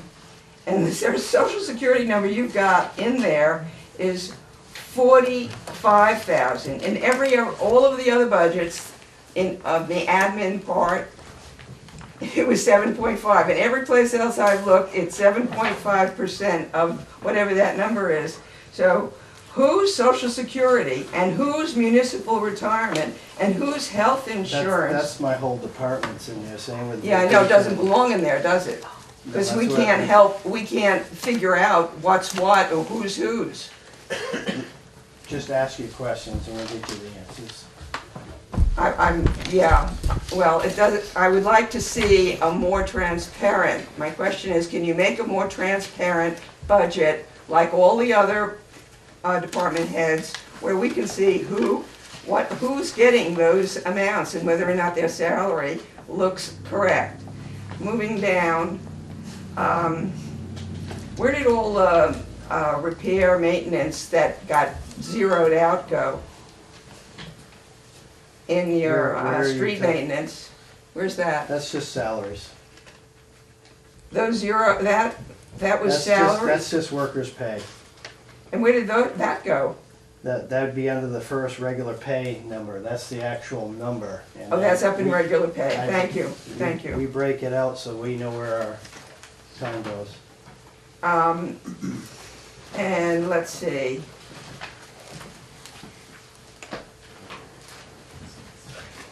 In pay for snow plowing, the actuals for 21-22 were $12,500. And now you are budgeting $31,930, which is not an increase of 6%, but is actually an increase. Every one of my line items, street maintenance, winter maintenance, garage facilities, traffic, storm, all of them. That is it. You take their overall salaries for the whole year and you divvy it up amongst all those regular pay, well, except for winter maintenance, which snow plowing is its own line item with the guys' pay. But you agree. That's just an estimate of where I feel their time is gonna be spent. But you would admit that for, the actuals in from 2021 were only 15,000, and the actuals for 21-22 were only 12,000, and you're budgeting almost 2.5 times as much. Once again, it's you put the salaries where you feel you might end up paying the guys' salaries. And not Andy, based on the prior year. If you have a $500,000 in regular pay, you divvy it all up amongst all these line items. Okay. One and then- way it's either one's gonna be high and one's gonna be low. Doesn't, it's all And in- gonna come out in the same. And in a garage and facilities, let's get the columns right. The salary went up from 13,905, I'm sorry, the salary went up from 9,822 to 13,905, a 41.57% increase.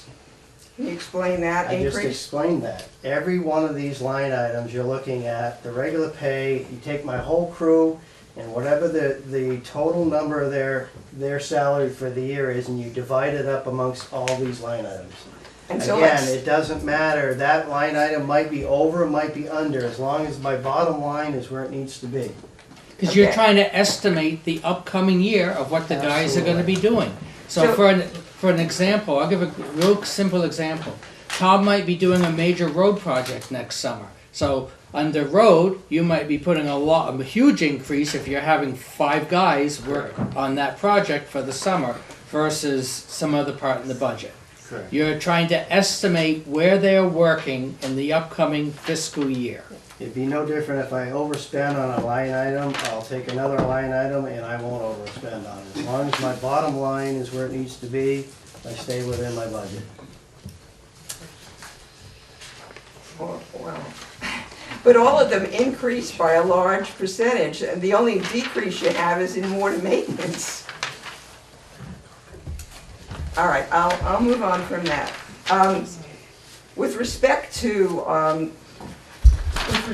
how much money is being sent from or being paid by water and sewage, for your department, you claim that you work 33% of the time in sewer and 33% of the time in water, which would leave you for all of your other work on all of these other things, traffic maintenance, all of these things that are on these 2 pages, you'd only have basically 33%, 34% to do everything else. Are you telling us that that is a fair estimate of how much you work in sewage, how much you work in water, and how much you work in streets?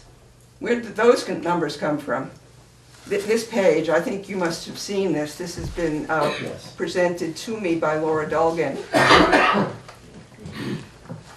you want me to answer? Okay. City has over 30 miles of water and 30 miles of sewer system. A major part of my job and my department's job is our infrastructure. What you see up above is, probably 33% of what we deal with. Any given day, we're working on a sewer problem. I was just at a sewer problem before I even came here. Jim called me at my house. So yes. I'm not doubting that you guys are working really hard on a lot of things. I'm doubting, who gave you the idea of making the percentage, and when was it decided that the percentage should be 33% This sewer? percentage has been there long before I became director. I've never changed it, and I felt pretty good about it. Did you ever do I spent it? a lot of my time, and no, I'm not gonna track every menial job I do in a day, because I would get nothing done. And then, Okay, are you done? No, I'm We need not. to I move mean, on. the public works- One more, and then, I have more than one more. no. Well, I mean, I'm trying to inform You can, the actually, another thing you can do commissioners. is you can always put all your questions in writing. Yeah, I've seen how I put 4 pages in writing, and I've seen not one of you ask a single question from that page. They must have been really shitty questions. But anyway. Well, watch your language, please. Oh, I'm sorry. They must have been very Well, just go bad on. questions. The public works foreman that you have working for you, and you have him assigned to projects, I think it's a little odd. And when did that 33% for what he does for sewer, water, and then streets and everything else, when did that get assigned to him as a foreman? when we hired him. He became a foreman. Yeah, Oh, it wasn't until then. You didn't have a foreman before then? not a non-union foreman, no, we did not. And how long has he worked for you? Robert has worked for the city of Newport for about 26 years, but he's been non-union foreman for, At least 4. yeah, 3 to 4 years. Okay, so, and then the treatment plant operators you have, they do 80% sewer and 20% they go out and do work for the water. Would that be a fair estimate Correct. of what they do? But nonetheless, even though that was the split for them, the split for you is 33-33, and the split for the foreman is That's because they do a 33-33. completely different job than what I do. Okay, and the last part is the 30%, you have 3 public work employees. How many do you have total, by the way? How many For public works? or in the union. I don't know who's in the union and who's not. You wrote down that you consider 3 public work employees will attribute 30% to sewer and 30% to water. I have 10 public works employees. I have 4 wastewater and water employees. I have 2 recreation employees. I have a union member that is the janitorial for this building, and I have 2 recycling facility people, and I also have the landscaper. So what do these 3 other public employees do when they're not doing water and sewage? We're gonna go on. We're trying to establish how much money should be coming out of the water and sewer. No, we're talking about the operational budget right now, and so we're gonna go on. Any other questions from anyone? Then we're gonna move on. Excuse me, I had a question, sir. May I ask it? Make it quick, please. Sir, why is this so hostile to the taxpayers? Because this is the presentation to the city council at a city council meeting for the council, by the council. The public will have plenty of time to ask the questions at our next meeting, or meeting after that. That's not true, because Mr. Bernier won't be As it was here. stated before by Ms. Pedersen, we present the budget to the public. You have a choice of voting it up or down, you know. But we can't make an informed vote if we don't have our Well, questions answered. ask your question, please. Mr. Bernier. Yes. For some reason, the public, 2 of you are against the water and sewer department, and I think what we ought to do is we could just cut it in half, so when a water main breaks, no one gets them fixed, or if there's a sewer leak, we just let it flow in the lake. I mean, You know, that's the way it's coming across to me, is you want to cut the water and sewer budgets, and for some reason, that's the way it seems to be coming across to me sitting here, is you either want to cut the operational budget drastically so we don't plow the streets, or you want to cut the water and sewer budget so we don't fix the infrastructure, or we let, if the sewer plant has a major issue, you know. That's not a fair representation of what we're trying to do. We're trying to make sure that no one is taking money out of water and sewage, money that's not being paid by taxes, but by our water rates, which you are trying or thinking about raising. And then the more money you shift from the city budget and salaries into water and sewage, the higher our water rates go. So that is what is concerning us. And all we're asking for is transparency. We'll pay the extra $1 here or there, but we want to know why it's being paid. It is unfair, your interpretation of what we're doing. Well, that's how I'm interpreting it, but go ahead, Ms. Bajorling, with your question. It's Miss Bierling. How do you pronounce it? I always say B.J. is B. It's Bierling. Burl, I'm sorry. I always, when I see that.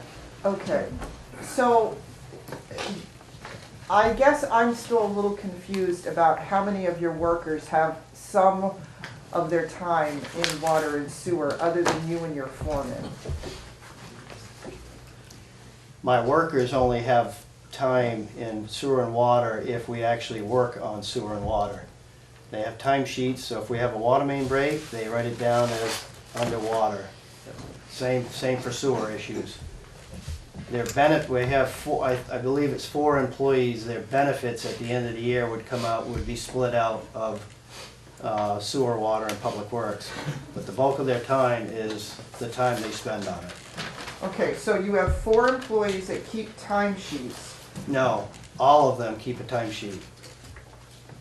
Okay, you have 4 employees. All your employees keep timesheets, but 4 of them, some of those timesheets would be dedicated to water and sewer. Is that what you're No. saying? No, at the end of the year, 4 of those employees, their benefits would be split from sewer, water, and public works. And that's it. So All why their why time- are 4 employees having their benefits split in water and sewer and the others are not? If they're all keeping timesheets and they're all working part of their time in water and sewer and part of it not? Because that's the way it's always been broken out. That's the way it's always been, and that's the answer? Mr. Bernier runs the day-to-day operations. We hired him for his expertise. We value the work he does and the way he runs his department. And but the answer coming from all that expertise is, it's just the way we've always done it. Is Well- that correct? Okay, moving on. Do you happen to know the total dollar amount that is gonna be put into the water and sewer budget? Because we're only looking at a fraction of what your department's expenditures are. There's gonna be all this other money going into the water and sewer. I mean, 66% of your salary for you and your foreman, and I know your equipment was being expensed in water and sewer. You know, so what's the total dollar amount that's gonna hit water and sewer? I have no idea. We're working on our general fund budget right now, not water and sewer. So you have no idea at all how much of your No, I department's probably do if I had expenses- it in front of me, but we're working on the general fund budget right now, not water and sewer. I know we're working on the general budget right now, but the two are interrelated. Okay, no, enough. He doesn't have the water and sewer budget in front of him. We're working on the general fund budget. I mean, at least take his answer, you know. No, I can't take his answer Well- because it's not logical, it's not rational. Well, You don't look at this in isolation when you know that there's this other 66% of the department's expenses that are going to. We're this gonna other move on to the location. next department. I We're have moving, more no, questions. we're moving on. I thought Jennifer had a question. I just had a quick one, a point of clarification. I believe Tom said that 4 employees' benefits came out of water and sewer. Is he saying benefits or is it salary and benefits? Just benefits. Just I benefits. believe it's just benefits. Okay, salary is. I mean, we have 4 employees at that facility, but they sometimes do No, other. she was asking. The public works employees. Oh, Public Works, no. Public Works. But you said that their salaries do come out if their timesheet reflects it. So some Correct. salary is coming out, but benefits are coming out for 4 employees from water and sewer, correct? Correct. Okay, thank you. Can we go on to the rec department? We're gonna go on to the rec department. Thank you. Mr. Brown. Mr. Mayor.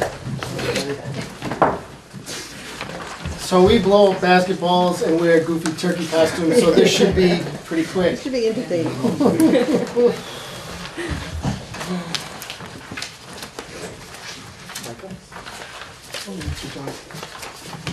All right, so on the revenue side, I'll start and work my way down.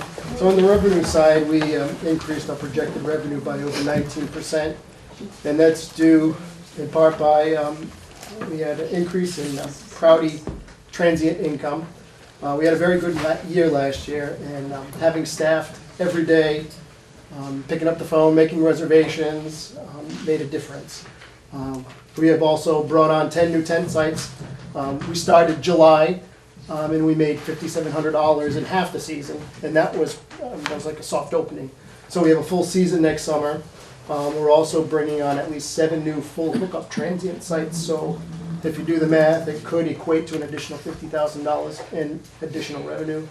It was conservative on the income.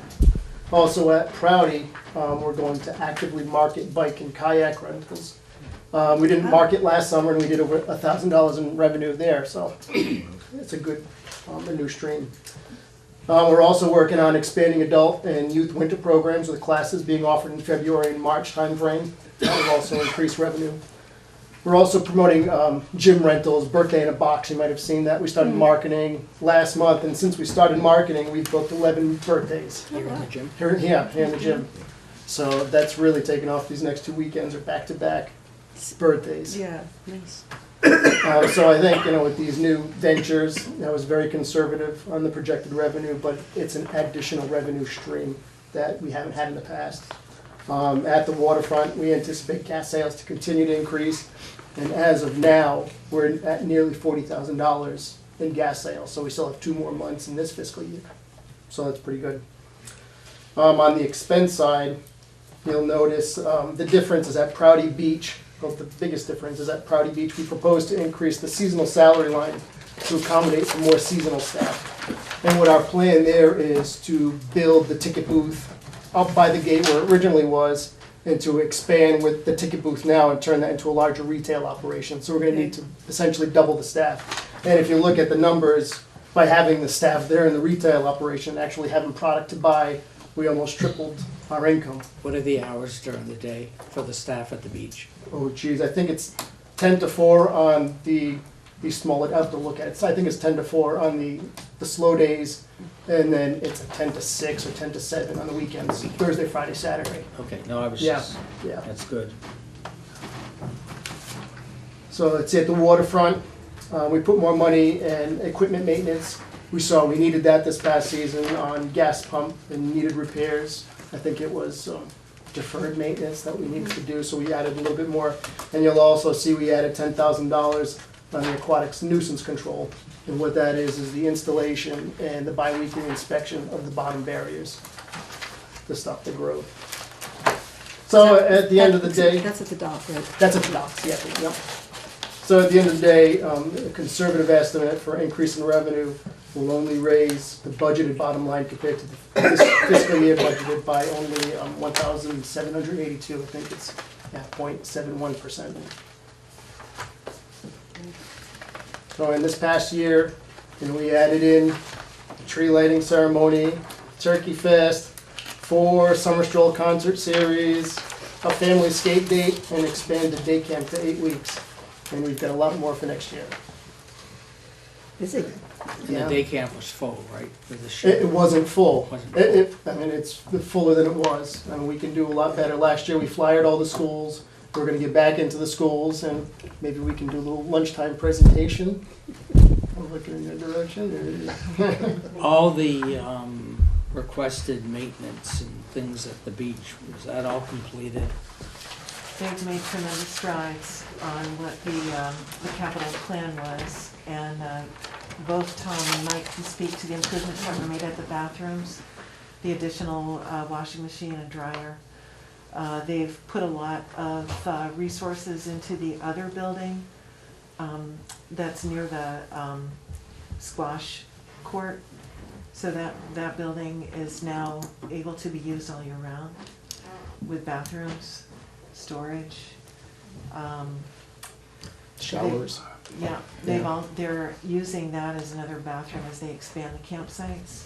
And we've already started expanding those campsites along the field Right. with full hookups. Along the field? Yeah. Which would actually be good for groups. Exactly. For the groups. Yep. So what's left to do? Boy. So, well, continuous maintenance. But what's left to do, Well, yeah. our next project is to run the electricity and the power pedestals along the field. So we plan to put in at least 7 sites in there. Have we started fixing the power pedestals? Because there were some that needed. They did upgrades, yep. They did all the upgrades on those, because I knew Yep. that was That's why needed. some of those lines in the actuals are higher, because Gates was in a lot. They had to do some repairs, the lights to the tennis courts needed to be repaired, and, you know. With the marketing, because I know the Gateway falls under your department, are we gonna try to market that more, so maybe it's used more? We are, 'Cause, yes. I mean, over the winter and, I mean, It's throughout the actually, summer? yeah, we actually have some, it's booked out pretty good now. It is, okay. Yeah, yeah. But I know for a while it wasn't, and it was just kinda Yeah. sitting there, never being used. And Yeah. But yeah, no, and we've got folks from the NOT calling us, and we're just waiting because we just don't have the capacity because we've got so much going on. So we're booking what we can, and then our next step is, once we have the capacity, is to reach out to the NOT, which is a wedding venue. They advertise for wedding venues, so Oh, okay. that'll Oh, the knot. The knot, like, the knot, you tie the knot. What is that? Oh, slow. Questions from council members on the recreation budget?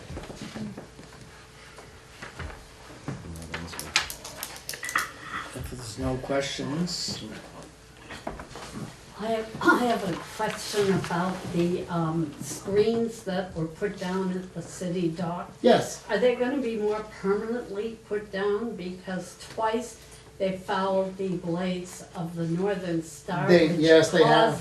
Which caused the Northern Star to cancel some tours. Would you like me to, may I address that? you could Mr. Mayor? address, yeah. Yeah, so we have plans, the bottom barriers were installed to correct specifications.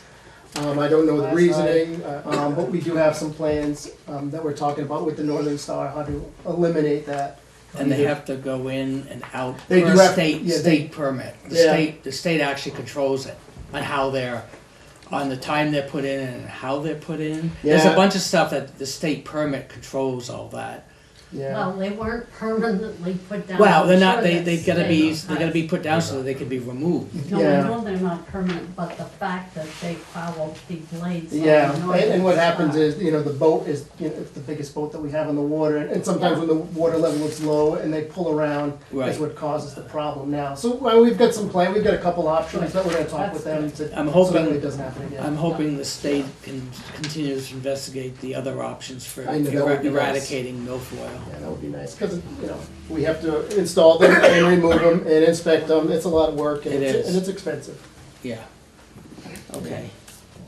Other questions? Yes. Just one question about the discount tickets. I noticed, I think that's in revenue, Yep. that originally we made some money on tickets and now it's it's down to zero. Yeah, It's we're- down to minus 100, I don't know. Yeah, what that no, means. so in the past, they did a discount program, like on a Sunday, it was for a specific day, you either chose one Sunday and that was the day. Last year, the program was, it was an open-ended ticket during the week or a weekend, which was more expensive, and you'll see those numbers, it didn't really. Somewhere else. Yeah, so it didn't really, no, they're on those lines, but you'll see the income isn't as much as it was in the previous year. So we decided to scrap that program, because really, if we did the Sundays, it would require staff time as well, which isn't included in this, and it was kind of a wash at the end of the day. So we just Thank you. figured, just go to JP and get the ticket. Any other questions for the rec? Then I guess we'll move on to other. Thank you, Mr. Mayor. Thank you.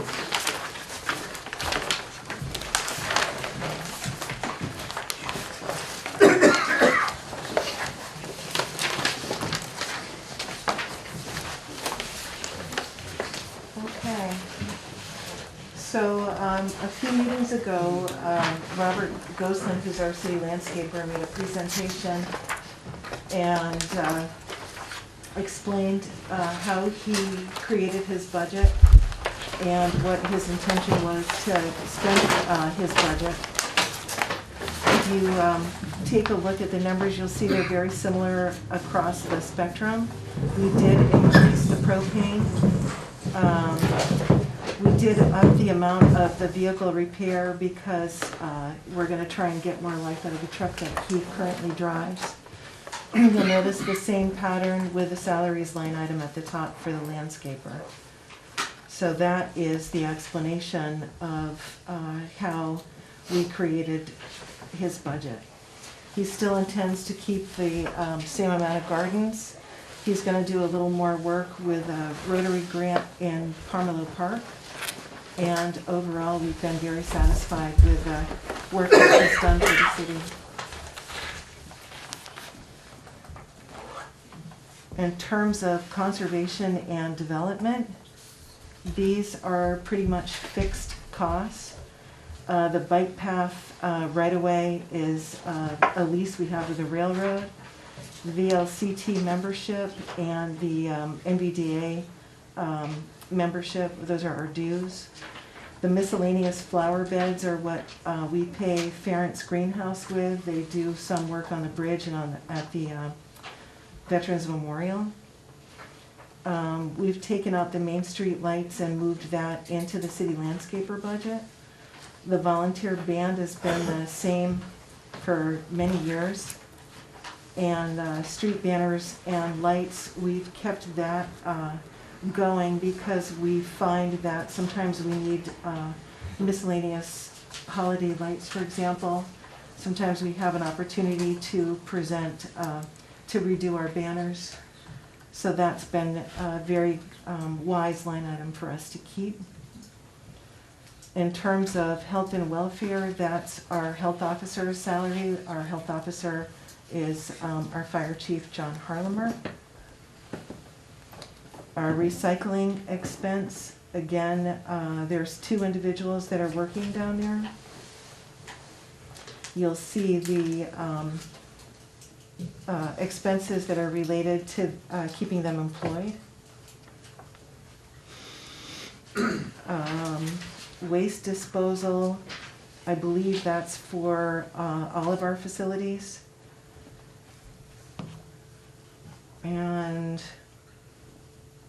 moving on to other expenses, again, these are, we aren't going to know how much the Orleans County tax is until the end of December.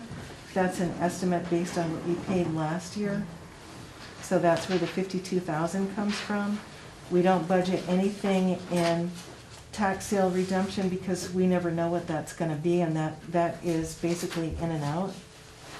The downtown designation, we've reduced their payment for the coming year and instead are using that $30,000 towards the contract with NCIC to continue with our grant writing. We don't have anything in advertising city ordinance. The property and casualty insurance, we don't have a lot of control over that one. Same with the public officials liability, the claims damage. The Newport ambulance is actually going to be coming and presenting at our next meeting on the 19th. And I should say that, let me just back up, the downtown organization is also going to be presenting at the next meeting. The debt service, these are figures that are put in with basically the bank and Jim. This is all the debt that you have. And realize that we now finance the police cruisers, which we've been doing for about the last 7 or 8 years. So as one cruiser gets paid off, another one comes on board. We try to keep those rotating wisely. Let's see, the police locker room, we were able to pay that in full instead of taking out a loan. We were quite pleased about that. And the fire department gear lease, that's the lease that John referenced earlier.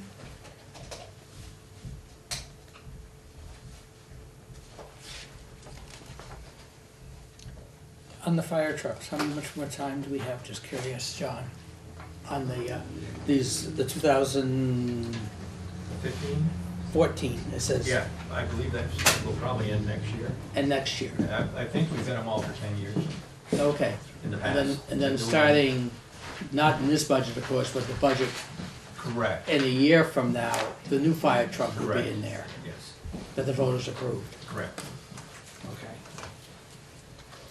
Then, looking at capital expenditures, you might want to hear again from the department heads directly on this. Realize that a lot of these numbers are complemented by the restricted funds that, and I can pull that spreadsheet up actually, that council, I think that was the first or second meeting in October. So, if you don't mind, and if I'm not putting anybody on the spot, I'd like to ask our Public Works Director to explain his portion of the capital expenditures. Yep. That's good.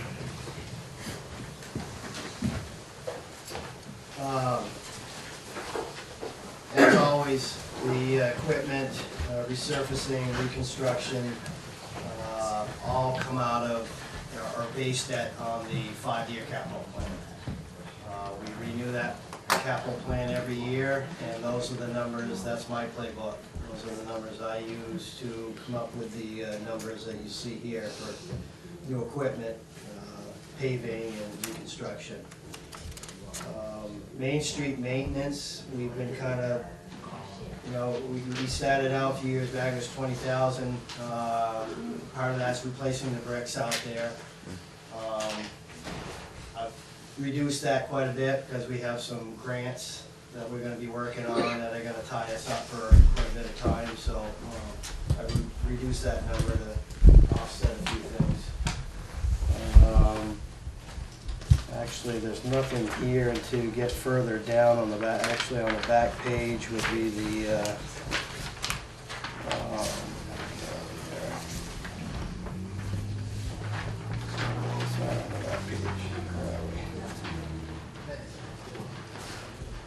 oh, you moved it up. Okay. Street capital design projects. So that's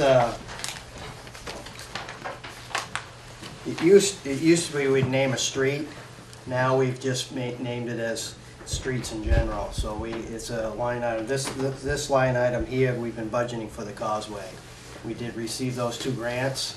This is going to be a big portion of trying to get the causeway lights and the traffic lights hopefully on deck for next year. And then the 50,000 is bridge culvert and retaining walls.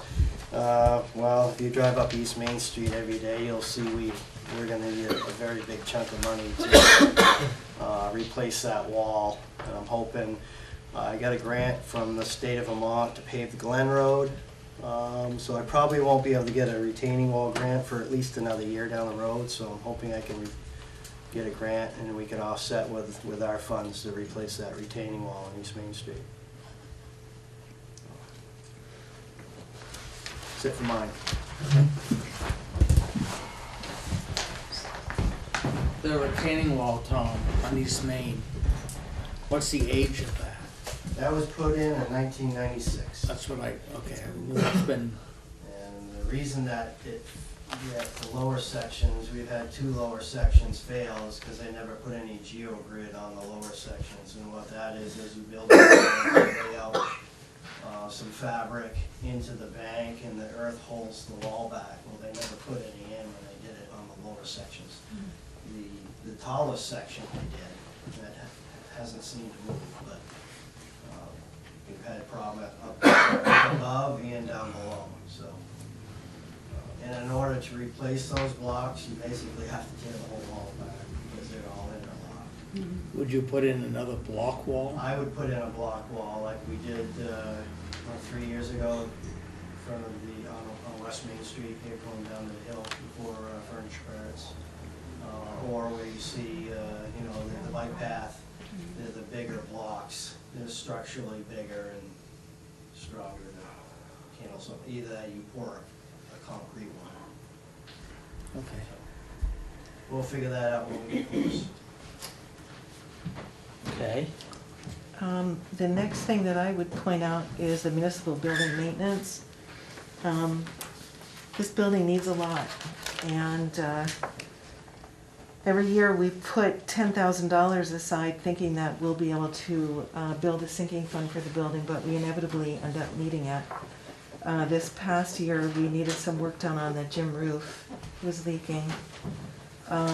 So that's why you're seeing 15,000 in there.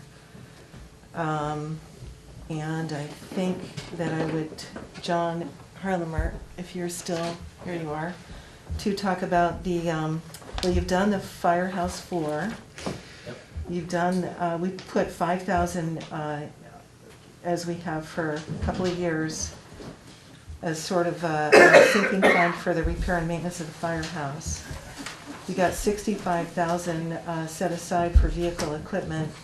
That's, I believe, going towards the new. That's going towards the new truck. There's the 35 for this year plus the 65 for next year. I've made an agreement with the owners of the dealership that we're getting the truck from. They are letting me order equipment today, now, this month. so that they can buy it before the end of the year. They will purchase it, they will take delivery on it, and then it will arrive with the truck next year, and we won't get billed till next year. So, in order to sweeten the pot, he's selling me most of the parts for cost. And most of them are looking at about a 17 to 20% increase January. So, we're looking at about a 40% savings right now, and that's what it's gonna take to cover it.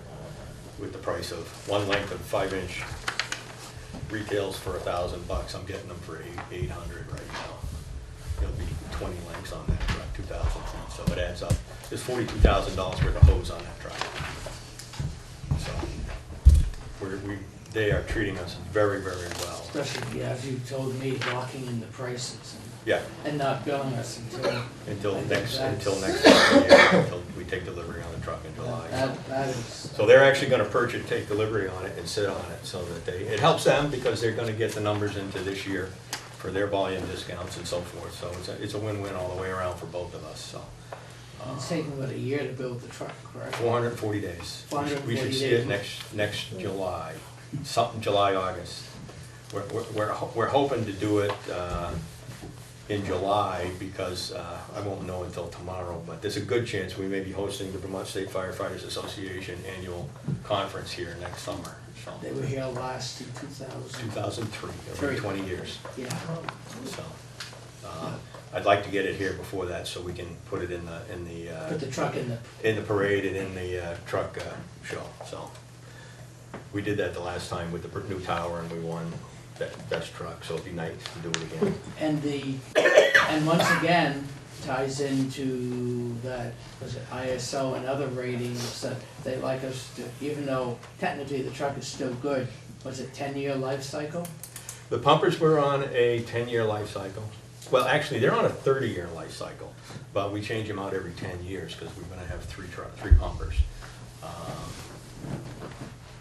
So that way, according to ISO, as long as we have one pumper less than 10 years, that gets us in the door. So, right. But they treat us just like they treat people in New York City and Boston on the amount of usage, even though we don't get anywhere near the usage. Correct. On our fire trucks compared to the big. We're treated the same. Correct, and we're held to the same standards and the same responsibilities.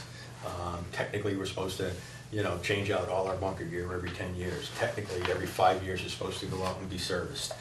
The NFPA has all these regs that we fall under because we are a city with a population density. So we got credit for a truck being a backup pumper that had a blown motor parked out behind the station. That's what got us down as low as we were. They gave us credit for it. So by us keeping the 98 and having the 3 trucks, we still have that backup status so we can maintain our ISO rating. So very good. There's a reason behind all of it. Yep, great, appreciate it. Yes. Travis Bingham, Chief Bingham, are you able to speak about the police vehicles, the bulletproof vests, locker room and so forth? So the police vehicles are moved under debt services now? Yep. Which we already touched on. Yep. Excuse me. The bulletproof vest, so the vests only have a shelf life of 5 years regardless. So I know there's at least 10 that are coming up for replacement. The vests that we wear, there is grants available through the Department of Justice. And I will certainly go that avenue when the time comes. However, the vests that we have in our cruisers, the cruiser vests, they're higher rated, and those are not able to be purchased through grants, and those are about $2,000 a piece.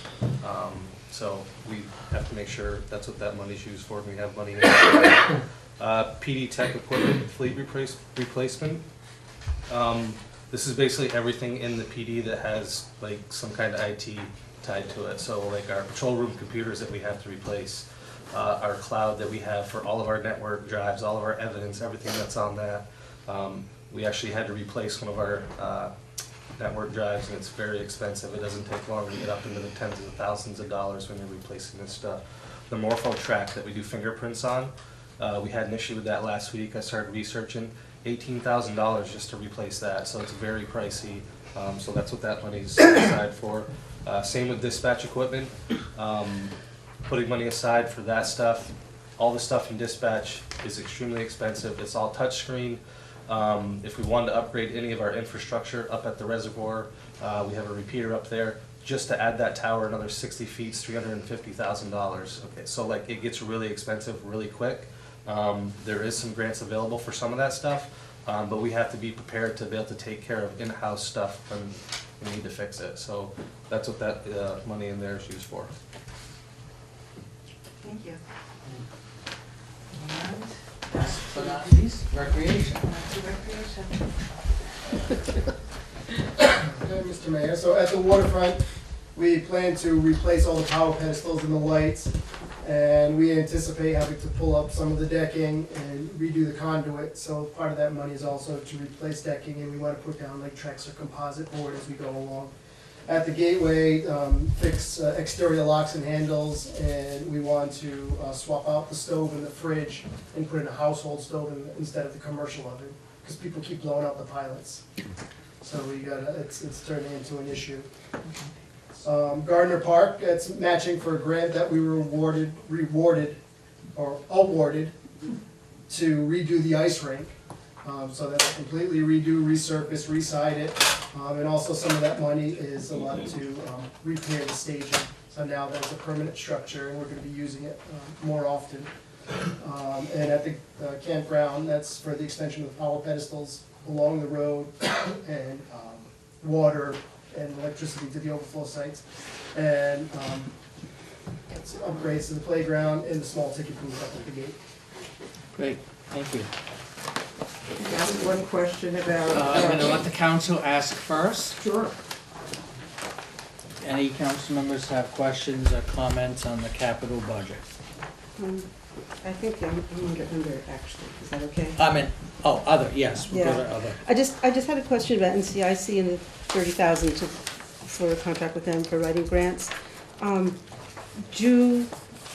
Quite often, I'm not sure if the grants that they write, there's often an administration fee, you know, for doing that. So is this 30,000 in addition to? No. That 30,000 is what we pay them. We have grants that are outstanding, including the NDRC and a couple of USDA grants. They're going to continue to administer those. We're actually meeting with Mike Welch Thursday afternoon to start our next batch of grant applications. They don't take an admin fee. The grants that we've applied for don't have an admin fee. Okay. One grant, I think it was a CDBG grant, had an 8% that was included in the grant itself. But it's very rare to have a grant for us and all the grants that we've to have an applied admin for. fee for whoever's administrating it. Right, and that's usually included right at the front when you're submitting the budget. Okay, thanks. Yeah. Other questions from any council members on this? Okay. I just wanted to know, in the public works vehicles and equipment, how much of the that budget has been already transferred into water and sewage?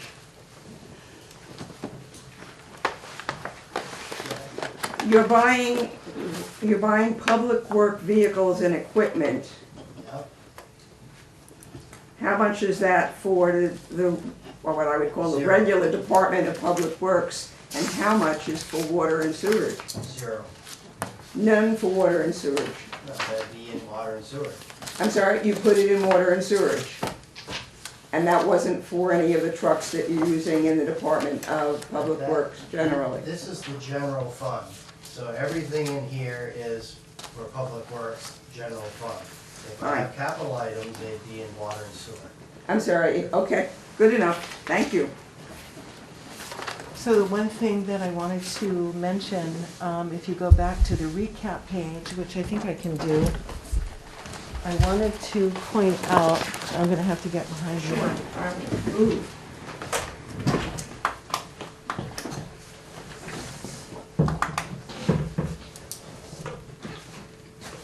go to the tax page so you can see the bottom line.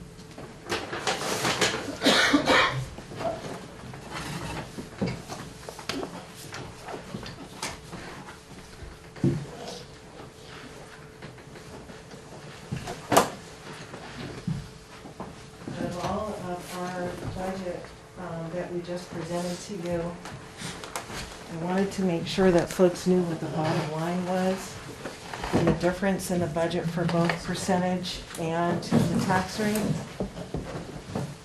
You have a difference, an increase of $108,448.15, which is an impact of 2.56%.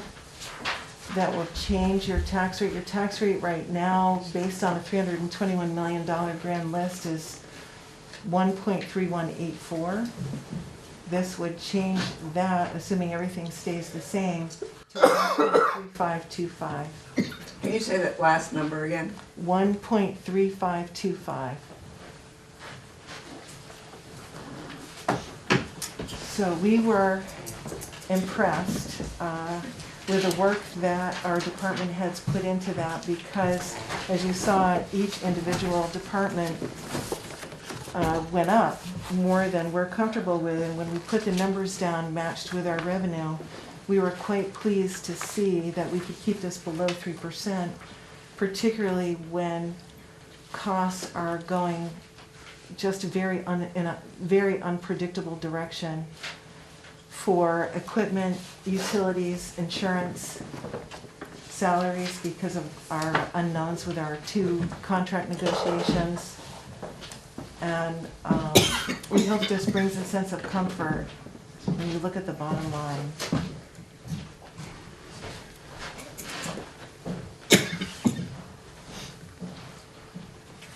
So I wonder, for our next agenda, how would you like that to be designed? What would you like to see for the next phase of budget review? Budget review, the entire budget. Okay. Give the council a chance to look at this, propose changes. Okay. Because I know there's some things that I questioned in the current budget that, as I said at the last meeting, I was still thinking on. And I think the next meeting will be a chance for the department heads to answer any questions that we have. Okay. As a, as a council. Yeah. To determine, because we vote on this in the first meeting in January usually. Yeah. So the next meeting will be devoted to reviewing this entire, and we'll have all the department heads here. Okay. We'll also have the ambulance and Oh, that's right, we have the ambulance coming to Yeah. present their budget. And NCDD. And NCCD coming to present, to give They're us an gonna update. they're gonna give an overview of what they've accomplished and then what they're gonna do for the coming year. Correct. So that'll be nice. Yes. Good. Is that okay with the council? How you want to proceed the next meeting? So it'll be basically budget review, and it'll be the entire budget from the general government, admin, right straight through capital and other and all that. So it'll cover everything. Mr. Mayor, will the water and sewer budgets be available at that meeting? I believe they will be. Correct, Laura? If you'd like them to be available. Yes. Okay. Will you be reviewing them at that meeting? We do not usually review water and sewer. They're enterprise funds, and they budget what is needed to run the operation. It's been that way for 40 years. That's the way it's always been done. Well, no, but it's like a business. I think Mr. Johnson has explained it till he's blue in the face. Enterprise funds require You can only budget what it costs you to operate. Right. Correct, and if you keep moving expenses over there, then you have to keep, I mean, this is just a shell game. No, it's not. Well, we're not gonna argue anymore Let on me just it. say this, the only expense that's being moved over there is work that is being done directly for water and sewer. Well, we don't know that, there's no documentation of that. Nobody's keeping track of their hours, nobody's looking at the hours on the equipment. Ma'am, Mr. Berninger said that earlier. He said that their hours are tracked and they're noted when they work for water or sewer, and they're noted at that That's point. just, that's the lower level employees. That's not Ms. Dolgan's salary, that's not Mr. Bernier's salary. Well, you said that the That's hours not, were being that's tracked. not the city treasurer's salary. I explained why I moved mine to you before. Right, We but bill water and, I'm but- talking. Okay, We bill water and sewer 4 times a year. Yep. We collect the money. Yep. We answer every stinking phone call that comes in this often in water and sewer. Yep. If we can't handle it, we forward it to Public Works. Yep. And for 25% of our time down there, that's pretty darn reasonable.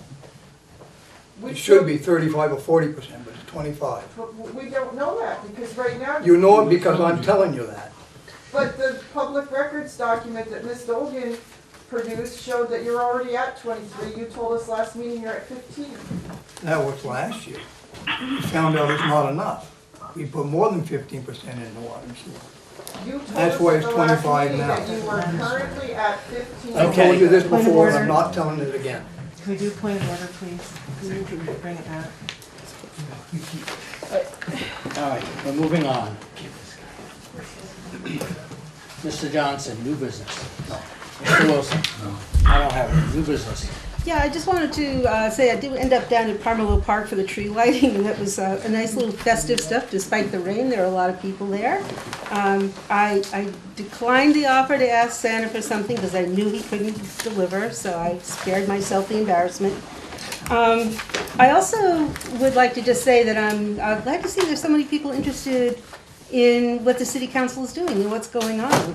And so I would urge all of you to get down to the city clerk's office, get your petition, get your signatures, and run for a seat. There's 2 seats that'll be, up this year. And so I would take your interest and I would run. And I think, it's probably as good a time as any just to let you know that I'm not running. So get your petitions, get in, sit in the seat, make the hard decisions. Here, here. Okay, On evidence. moving on, any new business? I got soaked on Saturday. My son loved it though. It was, even though it was completely raining, like everybody was cheerful and everybody was happy, and it was just amazing proof that recreation is really becoming strong in Newport. So, well done, everybody. Thank you for attending. I could not attend. It was so. Any new business? No, thank you. Old business, Mr. Johnson. Mr. Wilson? I don't have any old business. Nope, no old business. Mr. Vashon? No, thank you. Dennis, did you want to say anything? You folks have done good enough tonight. Okay. I'll respect that and wait for the next meeting. Okay. Very good. No old business, thank you. Okay, the next regularly scheduled council meeting will be Monday, December 19th, 2022, 6:30 PM. We need a motion to adjourn at 9:30.